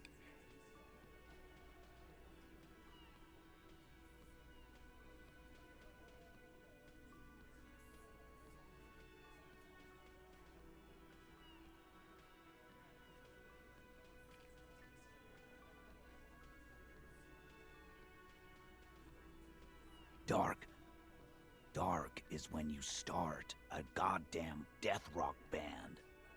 Sounds like he wanted it to change her mind about the hanged man. This is definitely personal. What did she have to say then? Fine by her? This is what people are supposed to be like? Fucking whoop-de-doo. Actually, I think it made her a little nostalgic. Yes. In fact, I think she thought it was a little funny. Funny? No good goddamn psycho whore. Alright. All fucking righty then. I Guess it's good then. Fucking. Please try to control yourself in the presence of visitors, Titus. This is just perfect. Just fucking perfect. Any thoughts on this, lawman?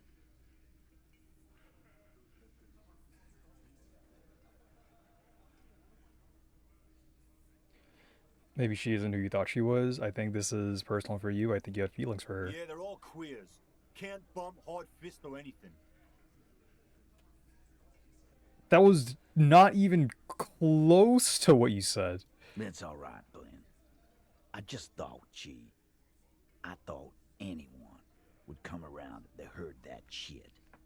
Apparently I was wrong. Yeah, that was fucked up. He wanted her to see the man for what he was. Now that you know, you might want to lay off this topic, or else you might antagonize him. I just got too worked up. Big man lost his shit. It's cool now. Nah, I know her. She's just a girl. In over her head.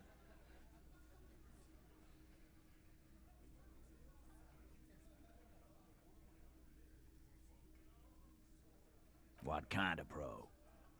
Y'all saying she's a hooker? No, he's not saying that. Forget about it. Be straight with me, Titus. What really happened here? I already told you. We fucking hanged him. There's less gusto in his voice now. His men, too, are growing increasingly silent. Come on, Titus. It's been a long day. I'm tired of running back and forth. The day just started, Kim. I can see you're tired, too. Why don't you just... You know what? I am tired. I'm tired of you and the whore upstairs. Next time you see her, tell her Titus said, "Fuck off!" That lying, scamming. We're done. This is over. You understand? Your little investigation is over. No, Lamau. Yeah. What is this quiet funeral shit? All we need is some beers in us. Bartender, 20 beers for the Dock Workers Union. Why do we make it 40, huh? Why do we make it 100 beers? You're not loud enough. 100 beers? Now we're talking. Hoppity hop over here, cafeteria manager. Fuck. It's either rhetoric or... No, I want to win over that dude. Clausia is playing them like a fiddle. Tell them how bad they got played, and they'll tell you the truth. There are many ways to go about it. All of them really good.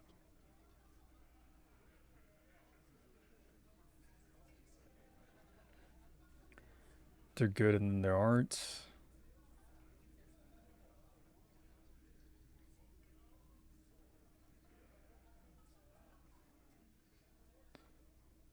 Story about Kim here. What fucking story? A story that fits the occasion, of course. I invented a wonderful allegory for all this. I like where this is going. No, there is no story.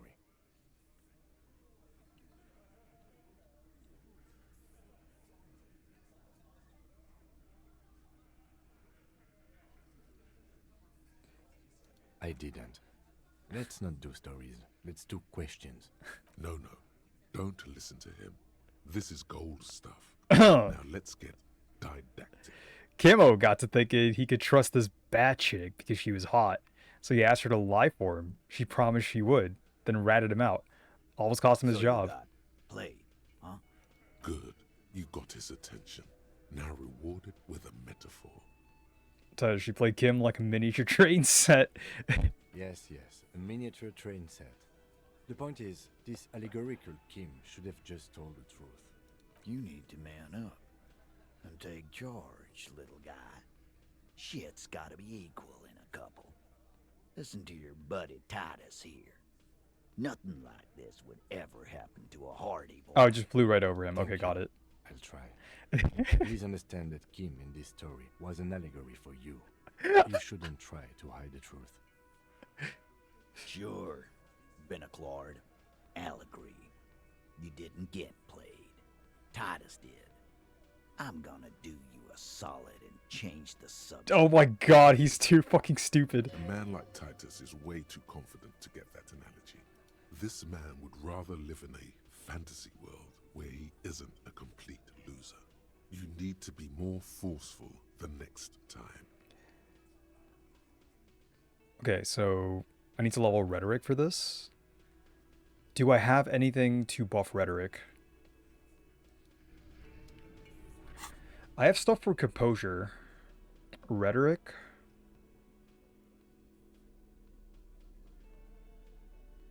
I have minus rhetoric. I don't think that exactly helps.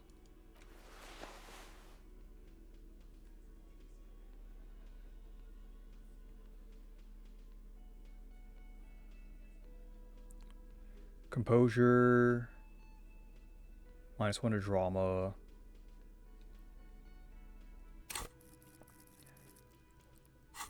Alright, so this is composure, right? Hi again, gendarme. Alright. Bye, gendarme. Fine. Bye. For now. Hey, I'm back. Hi again, gendarme. It's the sports. How did you fail again? All about What the physical fuck? prowess and athletic skill. Bye-bye, gendarme. Oh my fucking god. Alright, and now we're broke again. We can turn in some cans. We get some money. We can use that to buy drugs. Oh, what's that?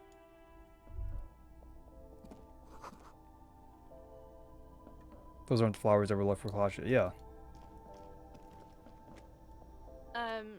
Is this about the questions again? You see several packaged raincoats fill a low shelf beneath a display of croissants and juice bottles. The raincoats are The tear machine stands in the your bottles clunk. 60 cents. Ooh. Alright, I need some morale pills. On the wall is filled with various medicine bottles, nasal sprays. Okay, here. Okay, here. Sick. Alright, let's get going.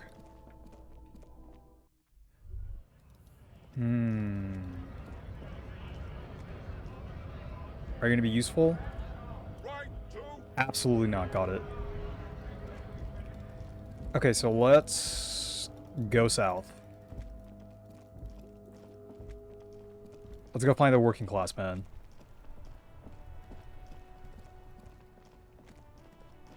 Because today's Wednesday, right? So that should be open now. Oh! New people. Hello. They don't really want to talk. Okay, got it. Oh, can we cross? Oh, wait. Can I hit the button? Morning, officer. Rusting control. You grab the handle and pull the lever up. As soon as the metal connects against the contact pins, you hear a loud clunk. Then, the water lock starts moving. Oh.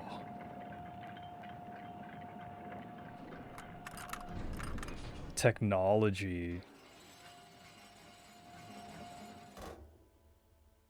Okay, if we ever need to get to the coast, then this is the way. But please, contain your wanderlust for now. I don't want us to get sidetracked, not with everything that's going on. Kim, this is the Focus critical on path. one thing, achieve it, then the next, he thinks. That's the task chain. No, Kim, we got to where we are by doing random wandering bullshit. This is important. It comes with electricity. Rent.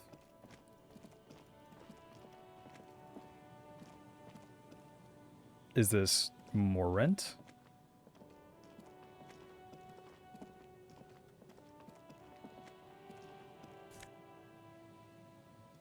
Nice. More abandoned lorries. An inverted star. So that's the communist line?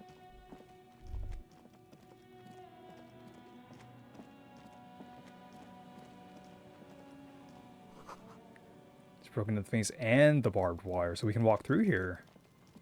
Very cool. Ooh.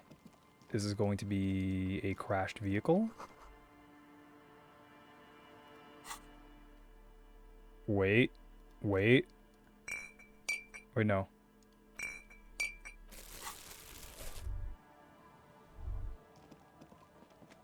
Whoa.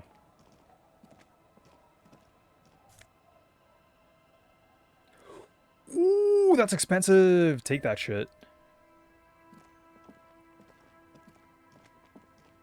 A banged-up motor carriage lies half submerged in the icy water, slowly sinking into the Elysium Ocean. Only the cabin top, rear wheels, and the engine remain visible. It must be cold and lonely down there, in the icy water. Remember the tire tracks in Martinez? This is where they were leading. This is where the tracks on the plaza were leading to. It appears to be so. Some peculiar look in his eyes as he inspects the wreckage. I agree. We should definitely investigate. Oh, he's sad about the car. You get a sudden sinking feeling. Stomach acid comes up as you look at the motor carriage in the deep, dark, cold water. Why the doom and gloom? It's just a sunken motor carriage. Some motor carriages are bound to end up in the sea. The motor carriage is properly stuck in the ice. Getting it out would require a team of specialists. The logo is too deep in the murky water. You can't make it out, but you do see a monkfish float by. Monkfish? How long has it been here? The ice hasn't closed around the vehicle yet. My guess is it's been here since last Saturday or Sunday. Well, looks like Jacob I don't know how to say that. Your mocking tone finds no response, but the motion of the waves.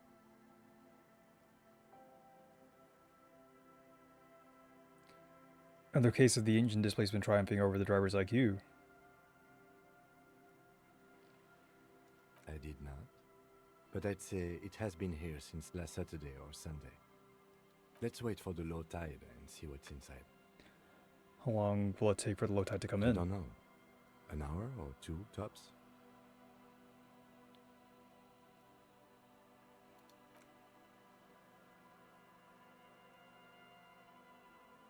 As you sit down in the old, rusty playground, the world around you becomes very silent. Oh, we're swinging a little bit.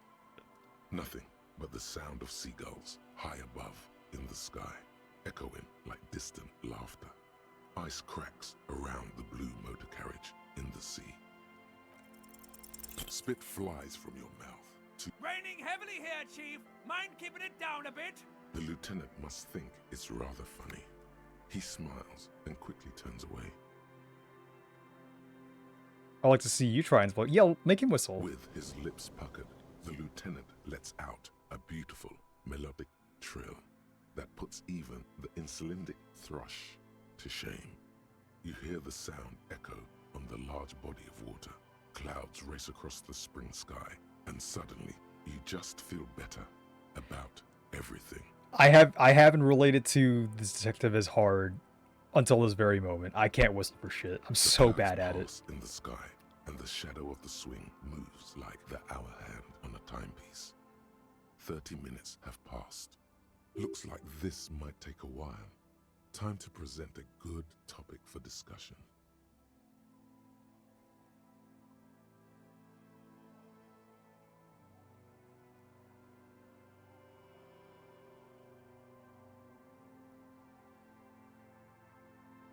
Point to your eyes? What is this supposed to mean? Like, was he drunk?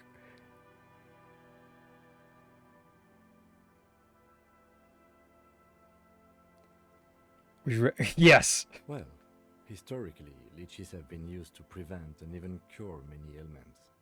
Clouds on the horizon grow darker, and the shadow of the swing set keeps climbing. You hear the distant rumble of the city. 30 minutes pass. Do you think I'll ever find my gun? God, I hope so. I've been thinking, if I put enough time into eating right and exercise, I could turn myself into a living weapon, then I wouldn't even need a gun. I think I'm gonna find my gun. This world is so big and my gun is so small. Your voice echoes on the water. strange and out of place in the environment. 30 more minutes pass. Oh, it is receding. Can you make the mark out now? Is that a number on the side? Yes, 41. What do you think it stands for? Is that our car?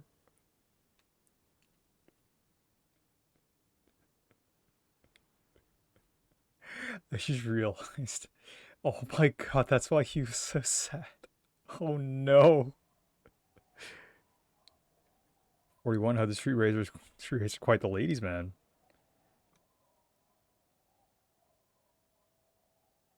It's 40.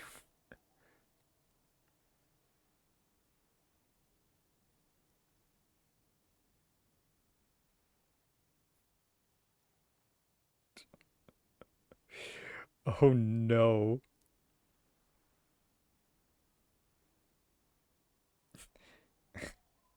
That must be Tommy 41, the morning host of FM 40. All of these are great. Which one do I pick? 41, huh? The street racer is quite the ladies, man. Right. Or 41 is the number of a police precinct. Your precinct. A massive pit opens up in your stomach, and the most terrible feeling comes over you. No.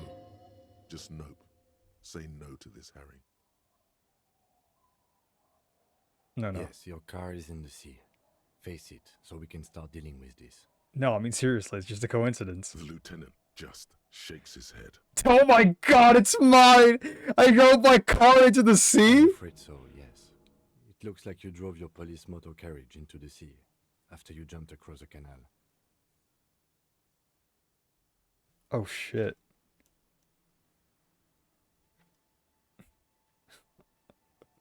Yeah, I was in pursuit of someone. You know what? That might actually be true, but not literally.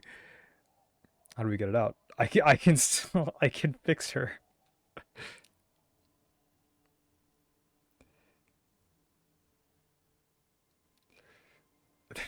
People are more valuable than machines. Training a police officer is even more costly. The badge, the gun, and now this. The lieutenant adjusts his glasses and doesn't say anything. There is also a fourth thing you've lost. A fourth thing I've lost. More precious than the gun, the badge, and the motor carriage combined. Lost forever into the deepest of seas. I can fix her. That is very unlikely.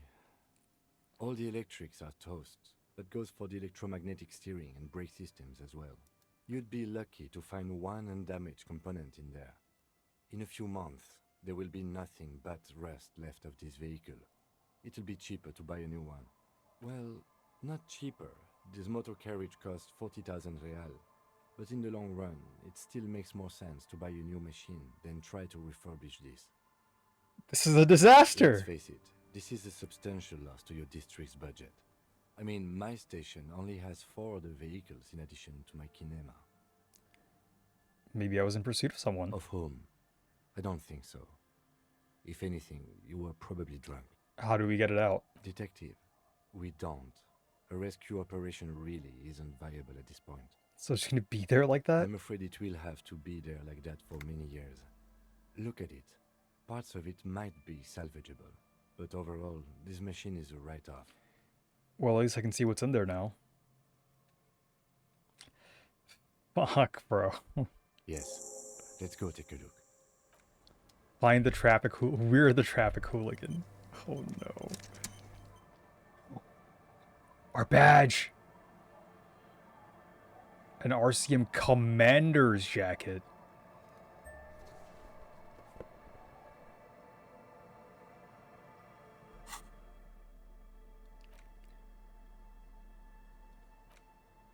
A black uniform with RCM signature, a white rectangle on its right sleeve and backside. Letters inside the collar read LTN to JFR.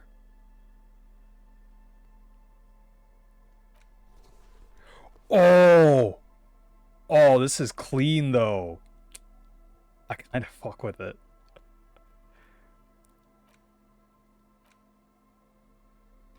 Oh my god, Harry! This is what you look like? Bro, get rid of the stupid fucking mullet! This is what you've been hiding?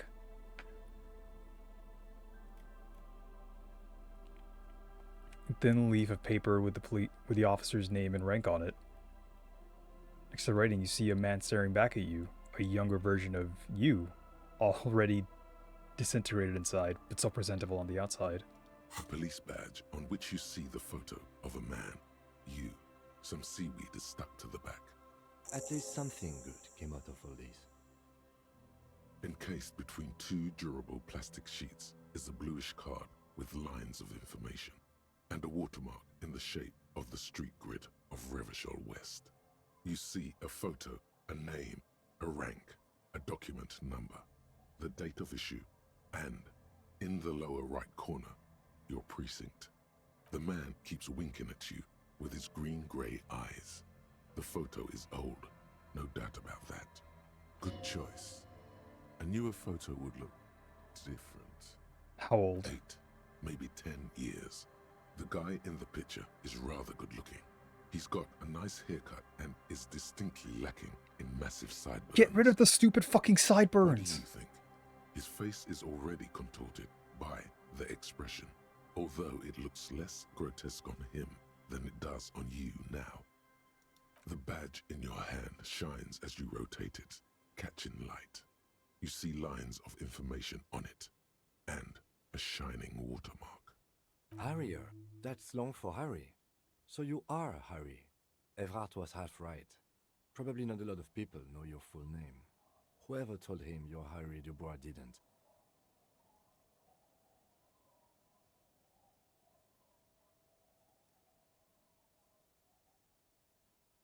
Wait, what? Strange. It doesn't say Raphael Ambrosius Cousteau. Not strange at all. Your name is Harrier Dubois, like it says on your police badge. Wait, what kind of name is Harrier? It's a wartime name. Revolutionary. The kind mothers give their sons during troubled times, like Undying or Boxer or Ironhide.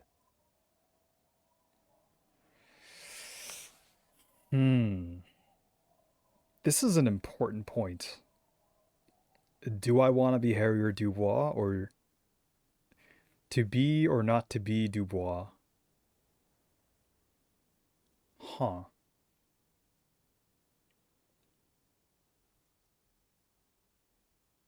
I'm down. Pleased to make your acquaintance, Harrier Dubois. He's not going to call you Harrier. He'll keep calling you officer when he's angry with you, and detective when he's not. The badge in your hands shines as you rotate it, catching light. You see lines of information. Lieutenant W. Freighter. Lieutenant Double E. Freighter? A lieutenant is a rank above sergeant and below captain. It's the highest rank in the RCM that still does field work. I am a lieutenant. The title of Freighter is added to your rank when you decline a promotion to a higher rank. In your case, captain. You have declined twice, thus you're double Freighter. Declined? There are many reasons one would do this. The rank above you in your precinct's decomptage might be taken, or sometimes promoted officers do not want to replace their superiors out of respect. Oh, we have chosen to decline twice to being captain. And sometimes they just prefer the type of police work available to their current rank. In your case, lieutenant. Heavy-duty case-solving machine. What's a decomptage? Decomptage is the hierarchical system employed by the Revachol Citizens Militia. It means counting down to twos. The lowest rank is junior officer, usually teenagers. Then there are the patrol officers, then sergeants, lieutenants, and then a captain. That's basically it, except for a few kinks. What kind of kinks? Kinks like satellite officers and the additionally a freighter rank I already explained. The long and short of it is, you're his superior.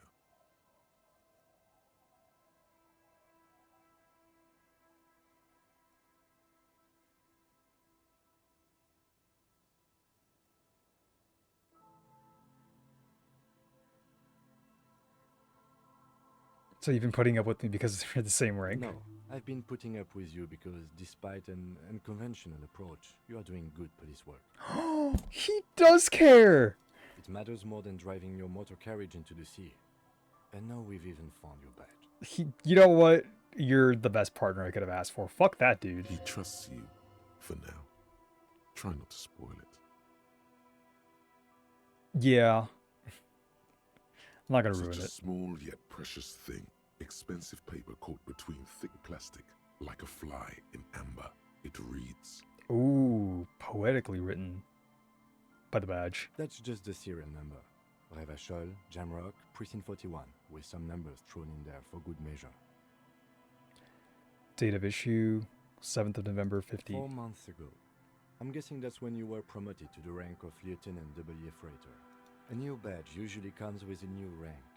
You seem to have been doing well then. A lot can happen in 4 months, especially in winter. The winters are never easy on you, of that you are sure. I remember that time! That was a good time. We had a good work-drink balance going. What happened, man? Pump it up!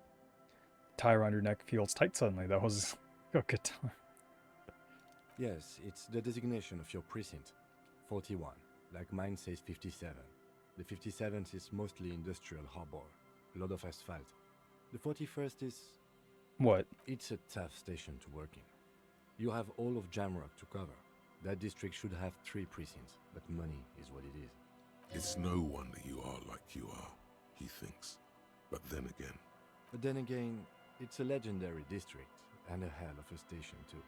It must be an honor and a curse to work with people like Price, McCoy, Berdiayeva. And you? Is it an honor to work with you? Don't ask him, ask yourself. The badge in your hand shines as you rotate it, catching light. You see lines of information on it, and a shining watermark. Oh, that was good. I enjoyed that a lot, actually. Plus, we have rent.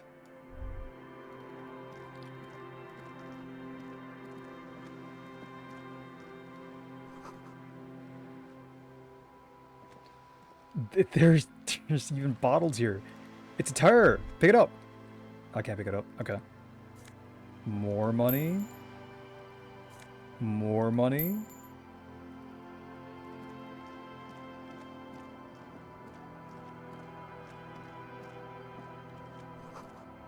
So they lead away from the incident. So after the incident happened, we walked this way? Do we walk towards the boat?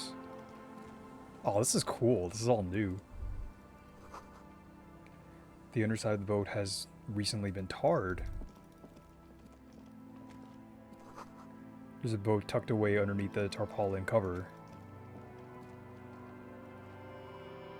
Oh, we walked right in. What's this? Another postcard.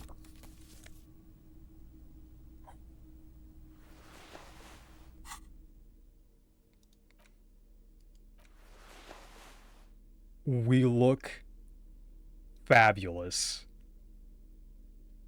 Patrol cloak. Oh, man. I love this.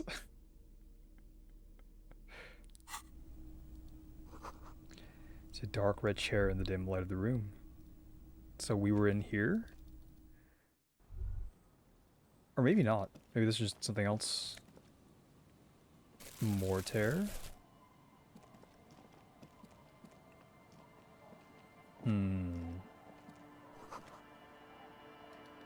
Dusty shelves and a forgotten chair. It's just a boat shack with no one inside.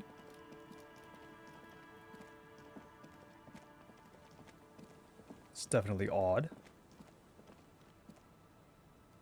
Oh wait. Footprints. Past a swing set. Was that our house? Is this where we lived? No way, right?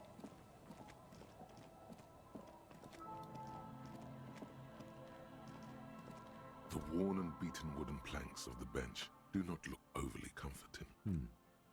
We can... Oh, he just has that for every bench. Okay. Cinder blocks, charred, a makeshift fire pit with magazines for lighting. Oh, it's the homeless spot. Nice. It's like a door to pass through. But I want the money. How do we get there? Or walking all the way around. Okay, got it. Well, in that case, I want to go here first. Pants. Wait. These are always interesting. Ooh, they're kind of clean. Tailored trousers in light brown, moderate in every aspect. They're absolutely unremarkable. In other words, perfect. These are some wonderfully regular pants. Not too tight, not too loose, moderate in every sense. You'll blend right in at some pleasant dinner party.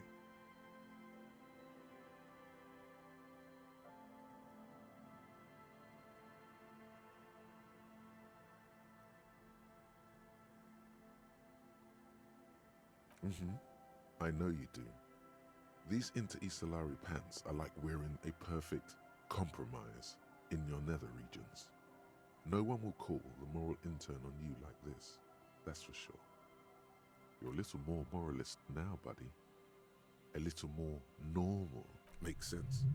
This is what wearing boring office trousers does to... Oh, well then fuck this. Where are the pants? Composure. Nice.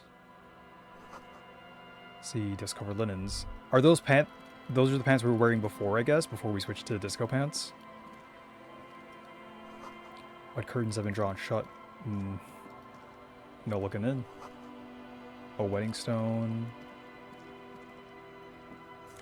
Money.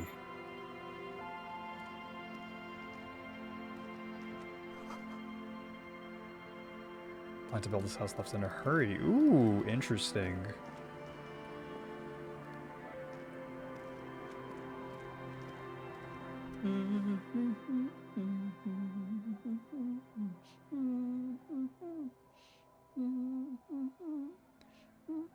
Are they closed, detective? Are her eyes closed? Welcome to the fishing village. Please lean in closer. I have cataracts. Oh, welcome, police officer.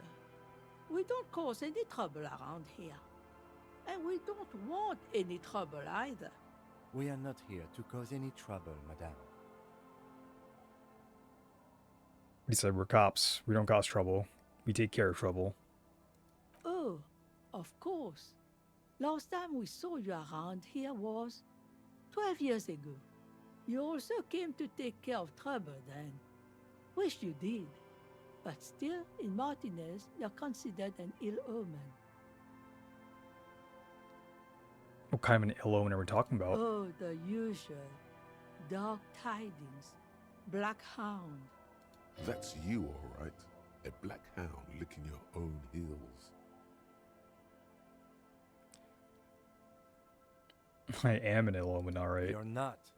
No one around here considers us an ill omen. People would have told us. Maybe they are afraid. Why? Because you're an ill omen. But you're still welcome here. As long as men with guns aren't chasing you. And maybe even then. Because that's the kind of fishing village we've built. Well, Kim, we're getting new digs. We're moving into the fishing village. I'm sorry, Grab a there's rod. not a lot of room to park the motor carriage. And not a lot of houses. Or a lot of people. My kids are long gone. Searching for treasure. So are others. Ah, look at me ramble on. What brings you to us?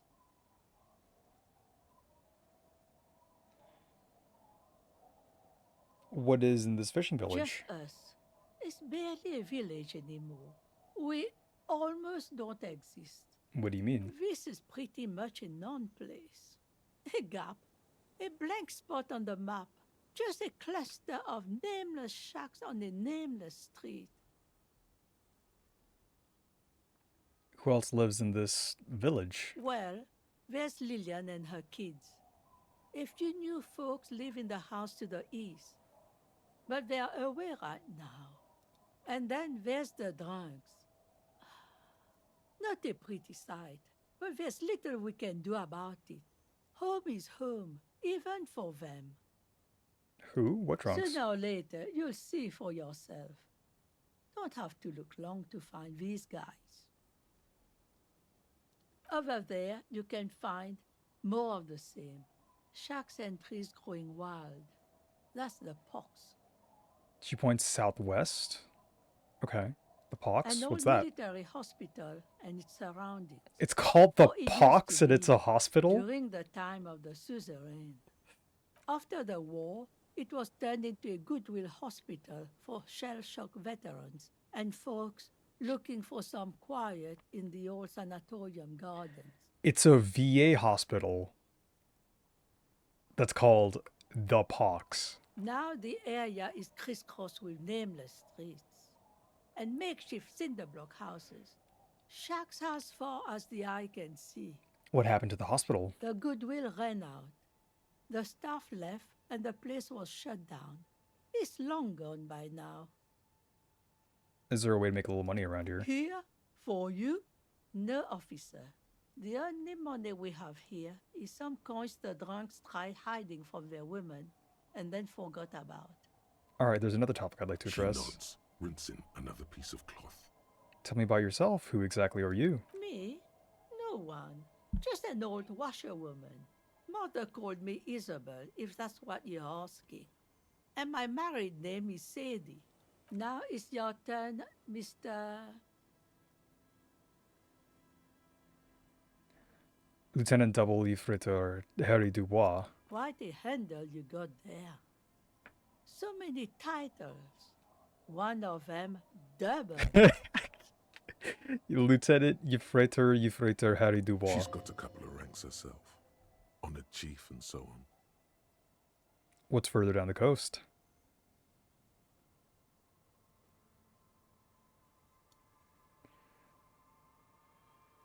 I don't want to run this like poor fishing village out because like the fucker wants to build some shit. Not much. There's the abandoned church, the DeLorean Church of Humanity. It's been there since before my time, even. Why is it abandoned? Some things just don't fly, officer. Look around. Who'd go to church here? They built it 300 years ago. Must have been nicer then. So, they don't hold services there anymore? The Ecclesiastes? No, we've tried, but things just keep happening. Crime, accidents, other things. The place never stays open. It's a pity. It used to be such a nice church. She's not telling you all she knows. Keep her talking.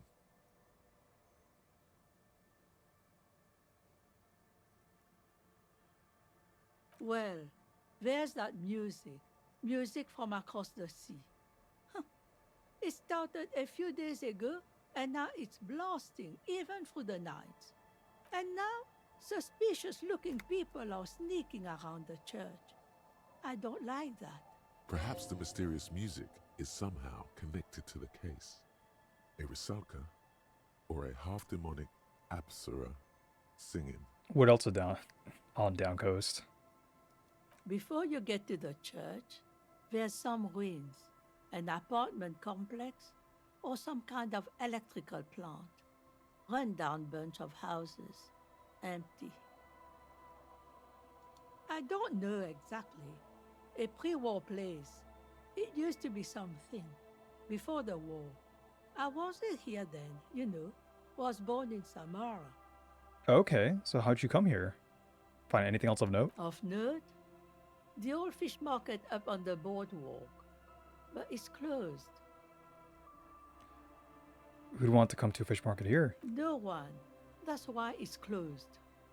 It was once a bustling place, back when I was young, and so was everyone else. Now, what catch we do bring in goes straight into a lorry for the Delta or somewhere else. That's it? What? You're one of those real estate people with big plans? If you want a development opportunity, you can check out the abandoned building over at Land's End. Used to be a supply depot, we think, sending goods and ammo across the bay. It's jammed shut though. We tried to get in, see if there was anything to sell or scavenge, but it's impossible. And now you know everything there is to know about this coast. She drops a bar of soap. You dropped an entire bar of soap into the bucket? Or could someone stay around here? Stay? Most people here are trying to leave. That said, if lodgings is what you're looking for, I've got a free room in the shack. How much is I it? won't charge you for it. Take it as a gesture of goodwill from the village to the RCM.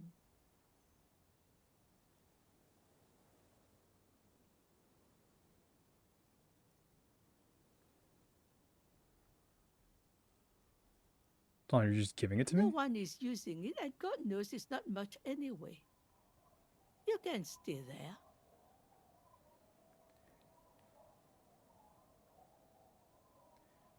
Okay, I'll take it. Don't make an old woman regret opening her house to the police. Well, if you are not in the hostel in the morning, I'll know where to find you. Here, in a shack.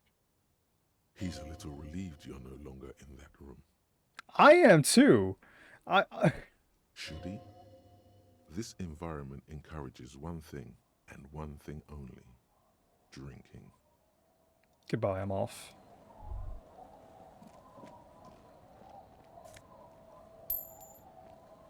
The Yoink. door has seen better days. The layer of paint has started to peel off due to the salt and wind from the sea. Even the lock looks slightly rusted. I'll wait outside to give you some time and privacy to check out your new living arrangement. But just so you know, after we are done with the day, I'll still be staying in the whirling in rags for the night. We'll meet in front of the shack in the morning. The key turns with a satisfying click. You can enter the shack now. Oh! Oh my god, it's perfect! On the table, you see a bowl of water, a rough soap, and next to it, a small hand mirror. A straight razor soaks inside the wash basin. We can do it! Wait, hand-eye coordination. This is the most important thing I've seen in this entire game so far.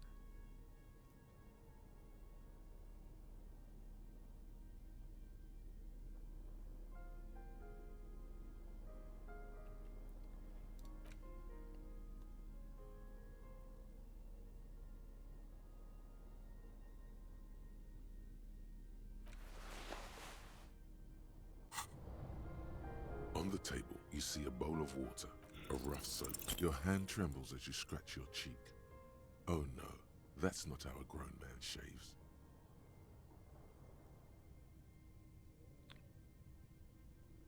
Thank God, I would have cut your throat. The centipede is exaggerating. People don't actually cut their own throats when they're shaving. At least, not accidentally. Ooh. The water reflects back a vague image of your face. Nose bulbous and red, hair unkempt, wrinkles lining the eyes and forehead. The stash is gigantic. A fresh start looms ahead. Clean yourself up and be born anew. Hand-eye coordination. We need to do this. This is... hangs on the wall. You see the reflection of your face in it, adorned with the expression.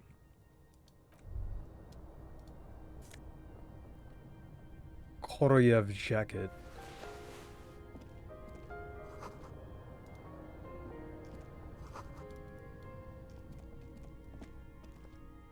I will do everything in my power to make this fishing village succeed.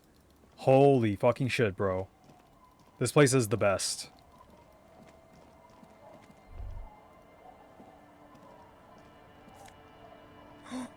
And more tar.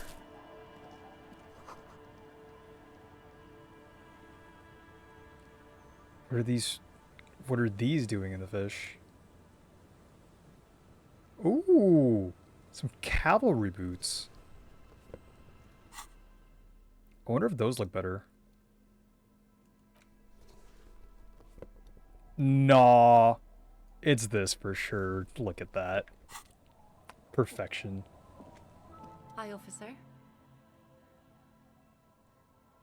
Lillian, the net picker. When Raidcoat stands in the K. considering an overturned boat. A sword in a scabbard. Anything I can help you with?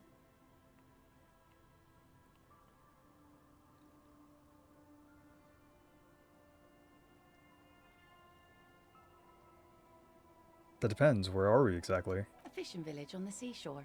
This place doesn't really have a name. It's sometimes called Elysium. Why? The sign on the street leading here is illegible. Has been since they built this place. You've graduated to Lawbringer now? Men with authority have their quirks. Comes with never being second-guessed about anything. So what brings you here, Lawbringer? The name is Lillian. People call me Netpicker. I think I have time for questions. Lawjaw. And that was actually the second one.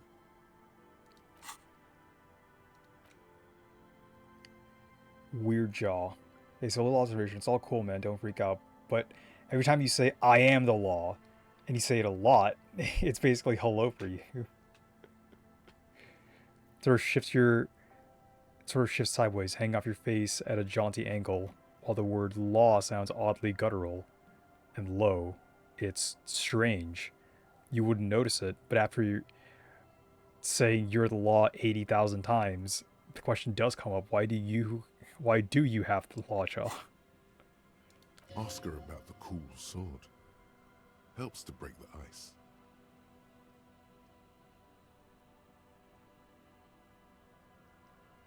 Nice sword. Does it come with a story? Fortunately, the factory sold this one with a 3-year warranty instead of a story.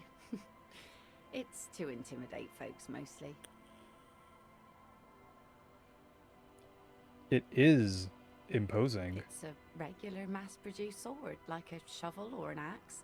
Nothing fancy, just for intimidation. Why do you need intimidation? From time to time, people need a lesson in respect. That's just the way it is.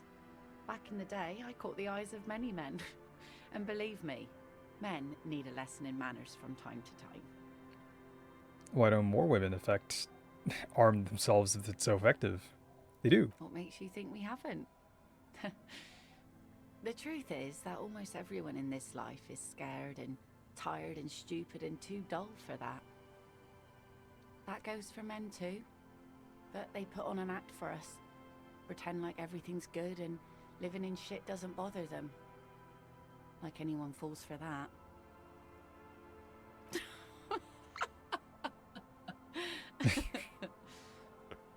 That was good. That was good. Not bad. Sure. It looks as if you could face down any horror in the world with that same unchanging grin. It's like a shield. So where are all the men now? Some went to patch their wounds, their lesson learned. Others were more thick-headed. And one of them, I ended up marrying. Where's your husband now? Gone.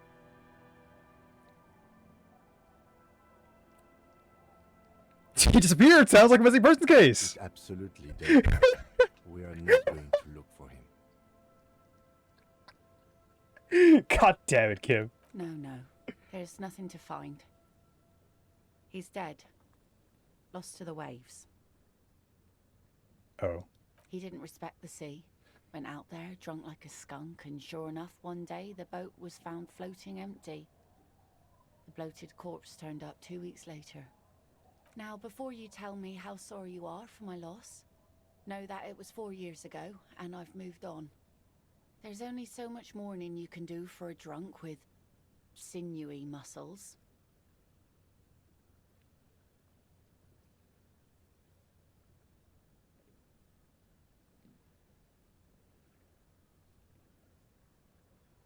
Us working folk don't have the luxury to be bedsick with melancholy. I buried him, mourned for an appropriate amount of time, and went on. Life didn't really change that much for me and the kids. This is neither a touchy nor a very interesting topic for her.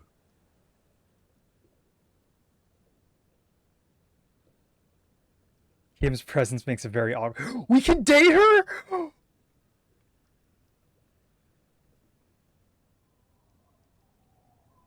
I live here now. I'm one of the fishers. Is that your boat? Sure is. The sun, I call her, coated with a fresh layer of tar just yesterday. It'll take some time for it to dry, assuming the sunny days continue. Sunny days? Aye. Sunny days. You got a problem with that? No, ma'am. We have no quarrel with sunny days. Good. It would have been bad news had it turned out it wasn't a sunny day. Bad news for the skiff, bad news for the nets, bad news for the kids. There's a moment's silence. She looks at the slushy snow melt on the yellow belly of the boat.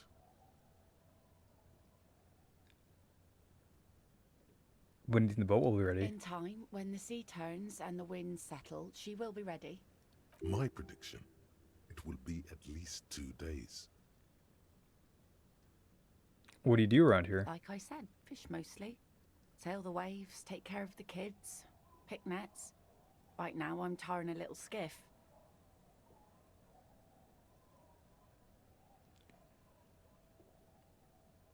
So I don't have to make a living? Sometimes I also walk to the beach to see what the sea has given up.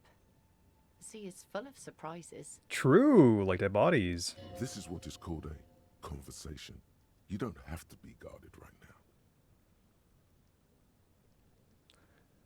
Interesting. What have you found? Wood, pieces of glass. Every once in a while we see dead bodies. Human, animal, fish, other odd sea creatures. A mine washed ashore once. Bottles, drugs also. Lost cargo in general. Most of the time it's just wood and glass. All right. Major choice moment. You only get to ask one thing. It would be weird to say them all. Choose wisely.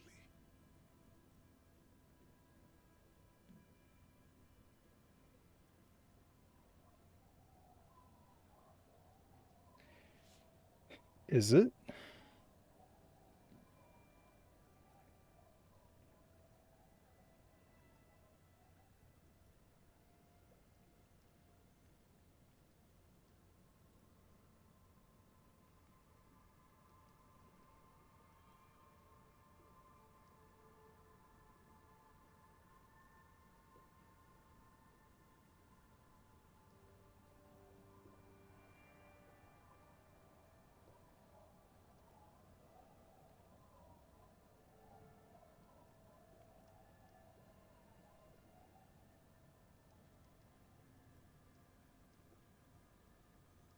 Well, the RCM has to wait for another one, because some army folks came by, took it in the middle of the bay and blew it up.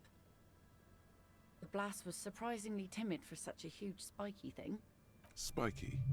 Must have been a naval contact mine.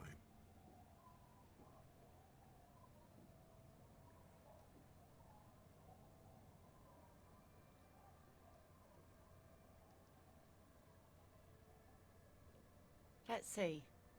Who are you looking for? A working class husband. Yeah, I'm not really looking for that anymore. Not much into the middle class ones either. Could do with some landed gentry, but apparently they don't make those anymore. My husband isn't for me. I'm looking for him. I'm looking for him for his wife. Yeah, no, I got my husband. Don't worry about it. Wish I could help you with that, but I haven't seen your working class husband. Maybe I can help you find someone else. Yeah, I'm looking for a fisher wife. She seems genuinely sorry for not being able to help you. I'm looking for missing cryptozoologists. I don't think I know what these are. Care to elaborate?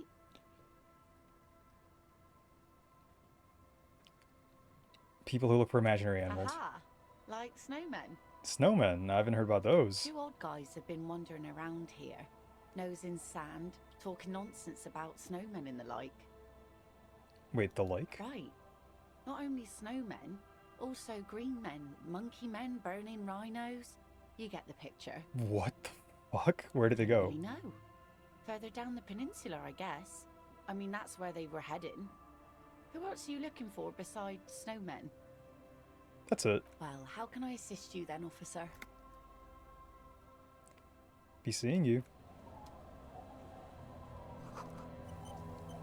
It's floating freely in the water, unmoored.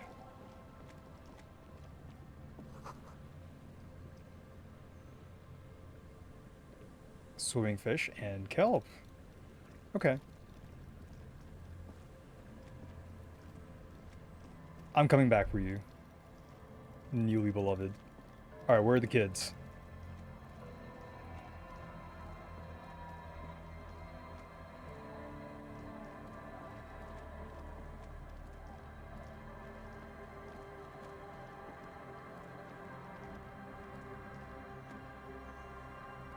The scruffy-haired little boy kicks a stone. He can't be more than 5 years old. The other one looks indistinguishable from him. He watches his brother kick the stone with his tongue lolling out of his mouth.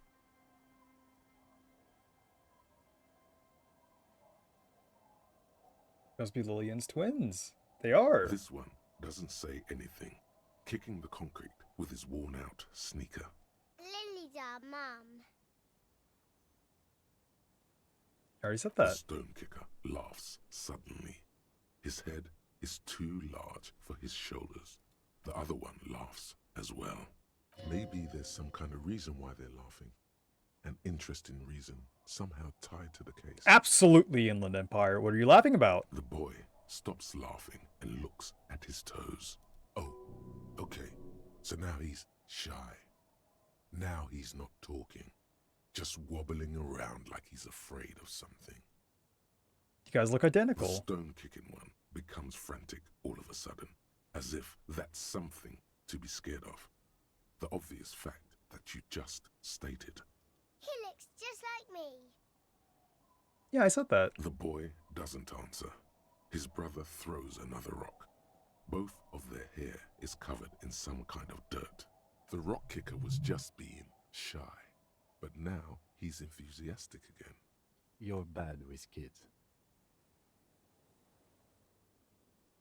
And what are you, Kid Master General? Maybe I am. Now, how about some actual police work? We are not getting anything here. Fine. He is fucking terrible with kids. Like, what was that? Locked down.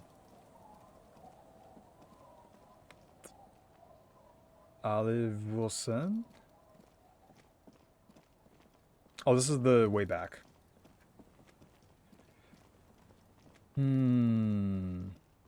What about this?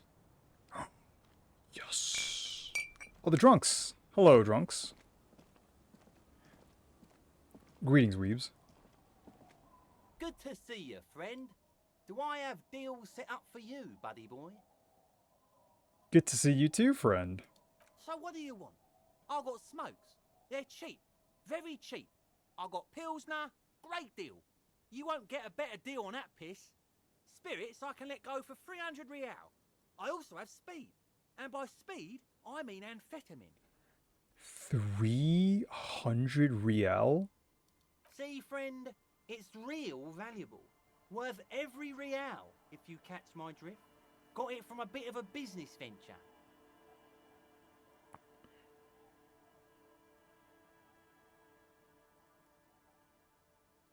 You know, it's funny, actually. What? This guy. Conversation might bring a discount, no?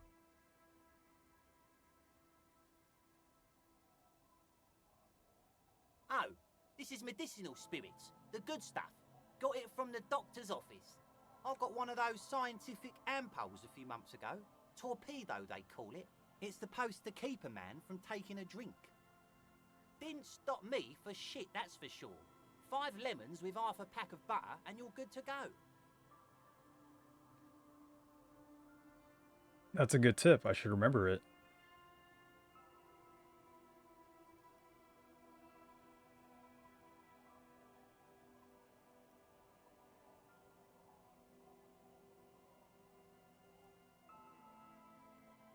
Wait, I got one of those scientific ampoules a few months ago. Torpedo, they call it.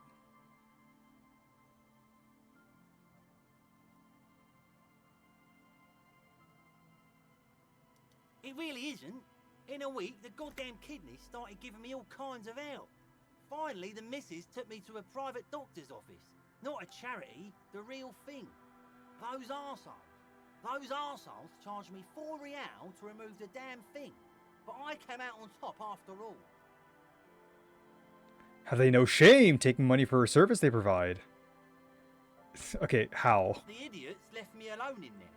Now, I used to teach high school biology. I know what doctors use to preserve dead things. Swipe 3 cans of this blue medicinal stuff from the back room. Threw the snakes out and voila! What's left is this beautiful blue stuff.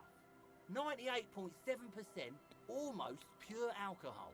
You took preserving fluid? You threw the snake out? 2 I already sold to these fine gentlemen here. But this last one is yours for 3 real, if you want it. Don't say it.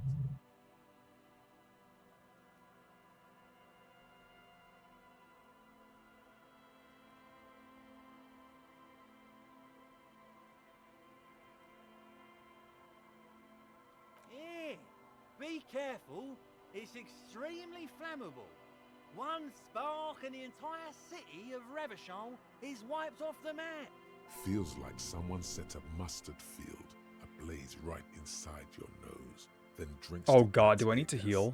Your nose is a singular source of pain, but at the same time you don't remember the last time you felt so alive.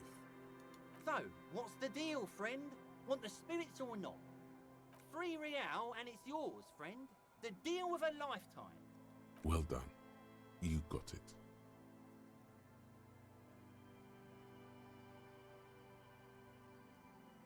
The game gave me the runaround for this, but like... Why? Fuck it, sure. Just make sure to enjoy that one, friend.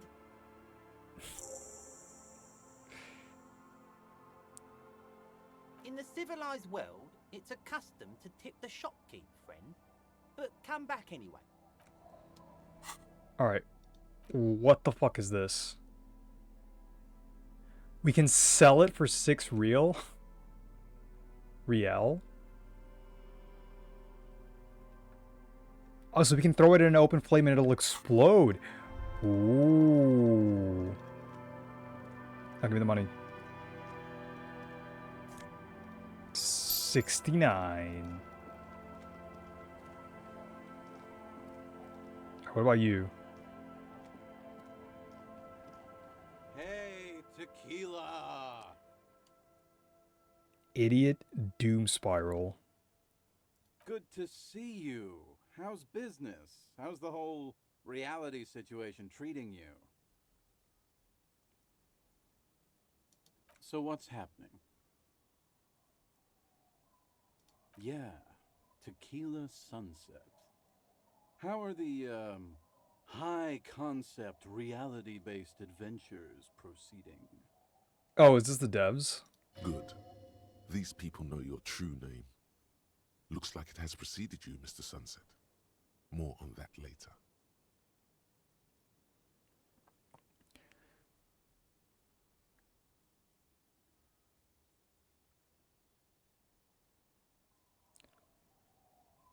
Don't know, people tell me I'm a cop, I'm getting used to that. It's good to hear that you're on top of things.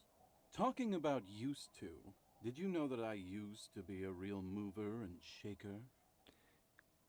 He thoughtfully picks at his shit-stained Lycra trademarked jacket. Sadly, things aren't going that well in Idiot Doom Spiral Land. Haven't found those keys yet, haven't won that great piece of ass back. No word from my business buddies. This guy's your buddy. You feel it immediately. You belong to an organization, a fraternity of drunks. What do you guys do around here? We are saving the world. Please don't go. Don't go. Okay, we're drinking. We're drinking alcohol. That's what we're doing. I tried to save the world once, a long time ago, with enterprise, creativity, and willpower. But that didn't work out. So now, it's a pirate's life for me. Hey! So what is a tequila sunset? What is this tequila you speak of? Sounds like a wonderful event. It's you. Your tequila sunset. And how did you know? We've met before. Don't you remember? Maybe. Maybe. You look like you want to know how Tequila Sunset came to be. Yes. Tequila Sunset. Something ominous there. Go ahead. Let me take a sip to moisten up my cords. Tequila Sunset rolled into Martinez last Friday, and by Tequila Sunset, I mean you. The man, the myth. Do we meet on Friday? Hey, let's not jump ahead of ourselves. This is your story. Stop interrupting. You got here on Friday to solve a case, hoping to be the early bird who gets the worm. And by the worm, I mean the buzz. Because as far as I know, all you did was get piss drunk. Word on the street is you went around the local hostel telling people that you're a police officer, and that it would be really fucked up if you shot yourself in the head right in front of them. That's pretty high concept, if you ask me. The lieutenant's brow is furrowed. He's listening as casually as he can.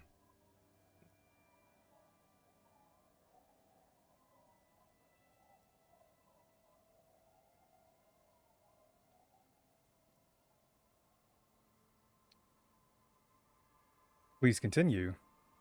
It was a late Saturday night when we, the Union of Moribund Alcoholics, were getting our drink on. Nothing remarkable about this. We get our drink on 24/7. Makes everything warm and glowy. I trust you know the feeling. One moment we hear the sound of a motor carriage revving up somewhere on the plaza, followed by a series of dings and bangs. Naturally, loud noises pique the interest of anybody owning a pair of ears. That's just the reality we're in. Naturally. Anyway, there was a brief silence, a gasp of silence, if you will, followed by a real commotion. We heard the carriage careening towards the coast at top speed. Sounded like someone jumped the canal. We grabbed our brewskis and rushed to the jetty. Never underestimate the speed of an alcoholic. I love how well-spoken this guy is. He's just like... This is the epitome of a functioning alcoholic. With his shit-stained jacket. What we saw was a sight to behold. A beat-up police carriage containing you. Right there on the beach. You revved the engine and screamed at the top of your lungs. The time hath come! And so have I! So, naturally, being the curious cat I am, I asked what time hath come. To which you replied, the time hath come for Tequila Sunset, the end of all things.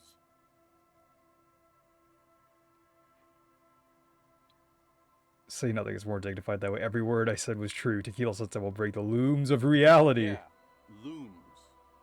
Why not?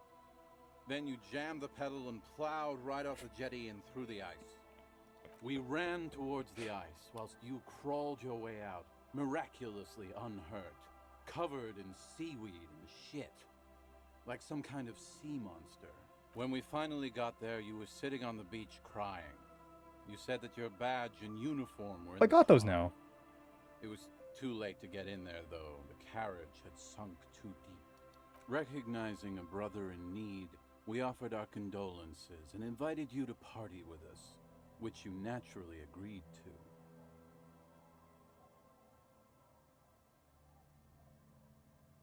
We asked about the whole Tequila Sunset thing, and you told us it was your name now, and insisted that we all call you that from then on.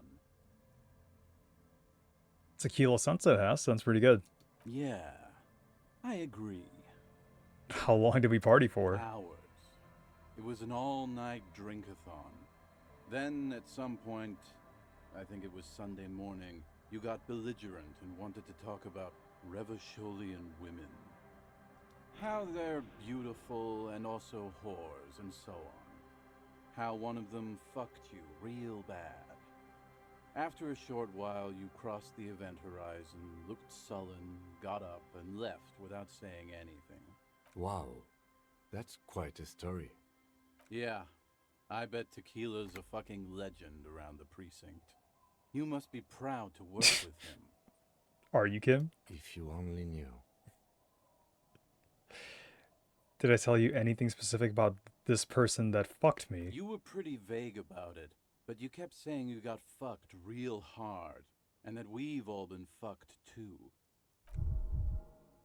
Oh boy. Don't open that door. No one's fucked me. I do the fucking around here. Abigail! It seemed pretty painful, to be honest with you. If I had to guess, I'd say you're still working through some shit. Did I mention losing anything else? Beside your gun and your badge, you said something about your hope or heart or something. To be honest, the details are a little hazy. In retrospect, I guess you lost your motor carriage too. That's a big one. You told us that they were a bunch of fucking losers whose main interest was cramping your style. It's more like you were cramping theirs. No specifics, though.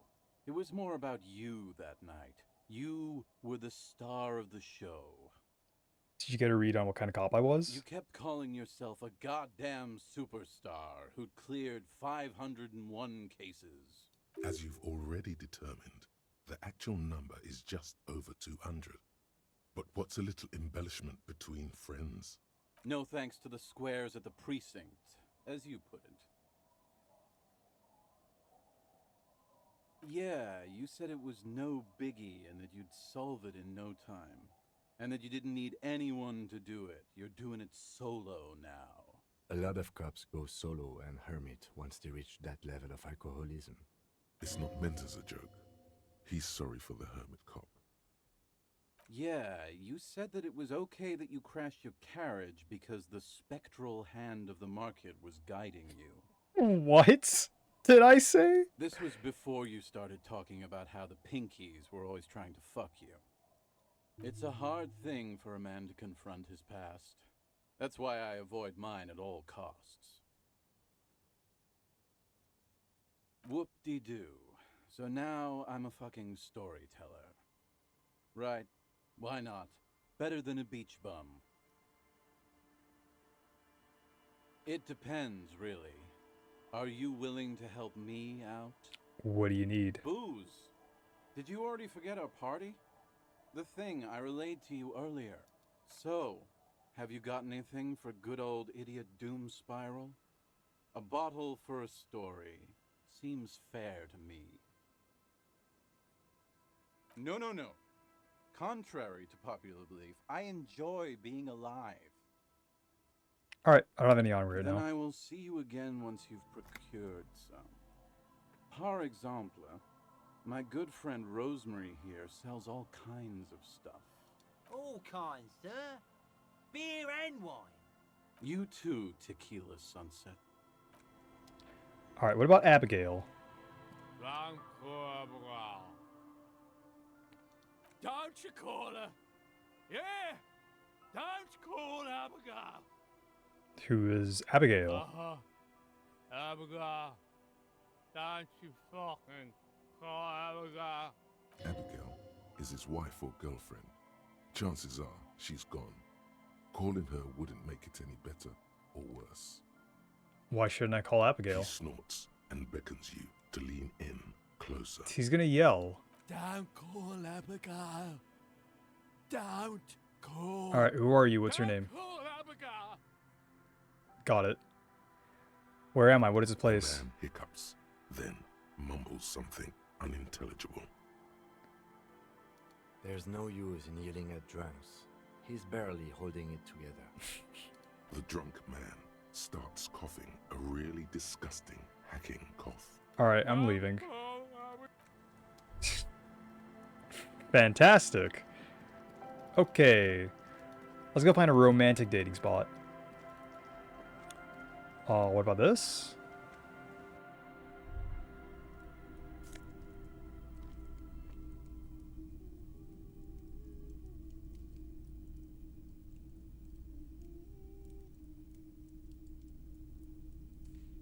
Oh, that's a decoration. I want to take that.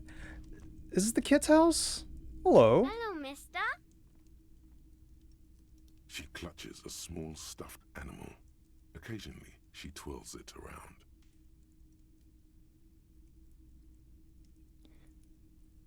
What's that? It's a grouse.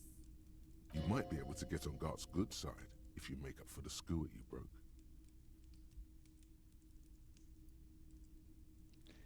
Yes, but what's it for? I don't know. Can I have it? I know someone who really likes stuffed birds. Sure, just go and get it. I don't like it anyway. It looks angry. All right. You just need to grab it from the ceiling and go. Are you Lillian's daughter? Yes, I am. Little Lily. Aww. You know my mom? Yeah, we met earlier. That's nice. My mom is great. She's never angry or anything. Are the twins outside your brothers? Yes. They don't want to play with me. They're older and play outside. They look the same. Sometimes I can't tell them apart. They look identical, right? I said the same They thing. look identical. What's that thing you're holding? It's Lammy. He's my friend. So... Lambie is a stuffed lamb that, admittedly, has seen better days. One of the eye buttons is missing, and the fur is tattered in several parts. Okay, well, pleased to meet you, Lambie. Lammy usually doesn't like strangers. But you're also fuzzy, like Lammy. Okay, goodbye. Bye!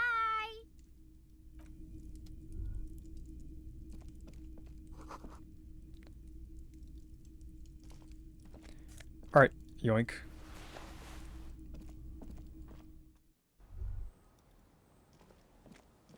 I wonder if we can get Gart to, like, actually work on opening either door.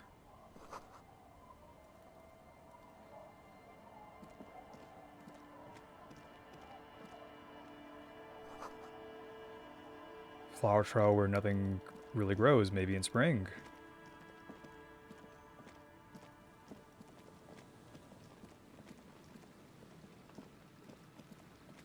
Can we go this way? Oh, what's this? I can't click on it.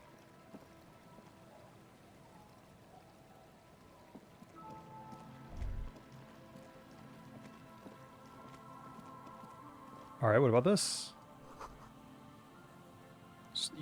Rust-eaten letter says Mazout.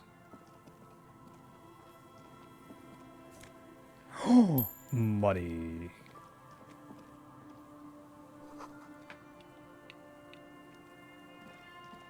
Oh, the tire goes spinning over here? Quick travel. We can fast travel? What? Oh, that's helpful. Wait, what's this? Before you a drawbridge, it can only be lower from the other side. Ah, okay.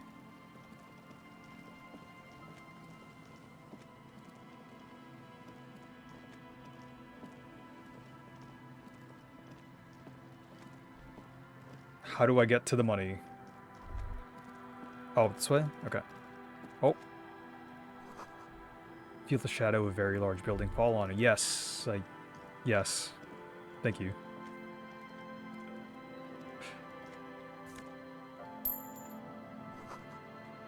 An altar shroud in dark or something like. It's too dark to tell.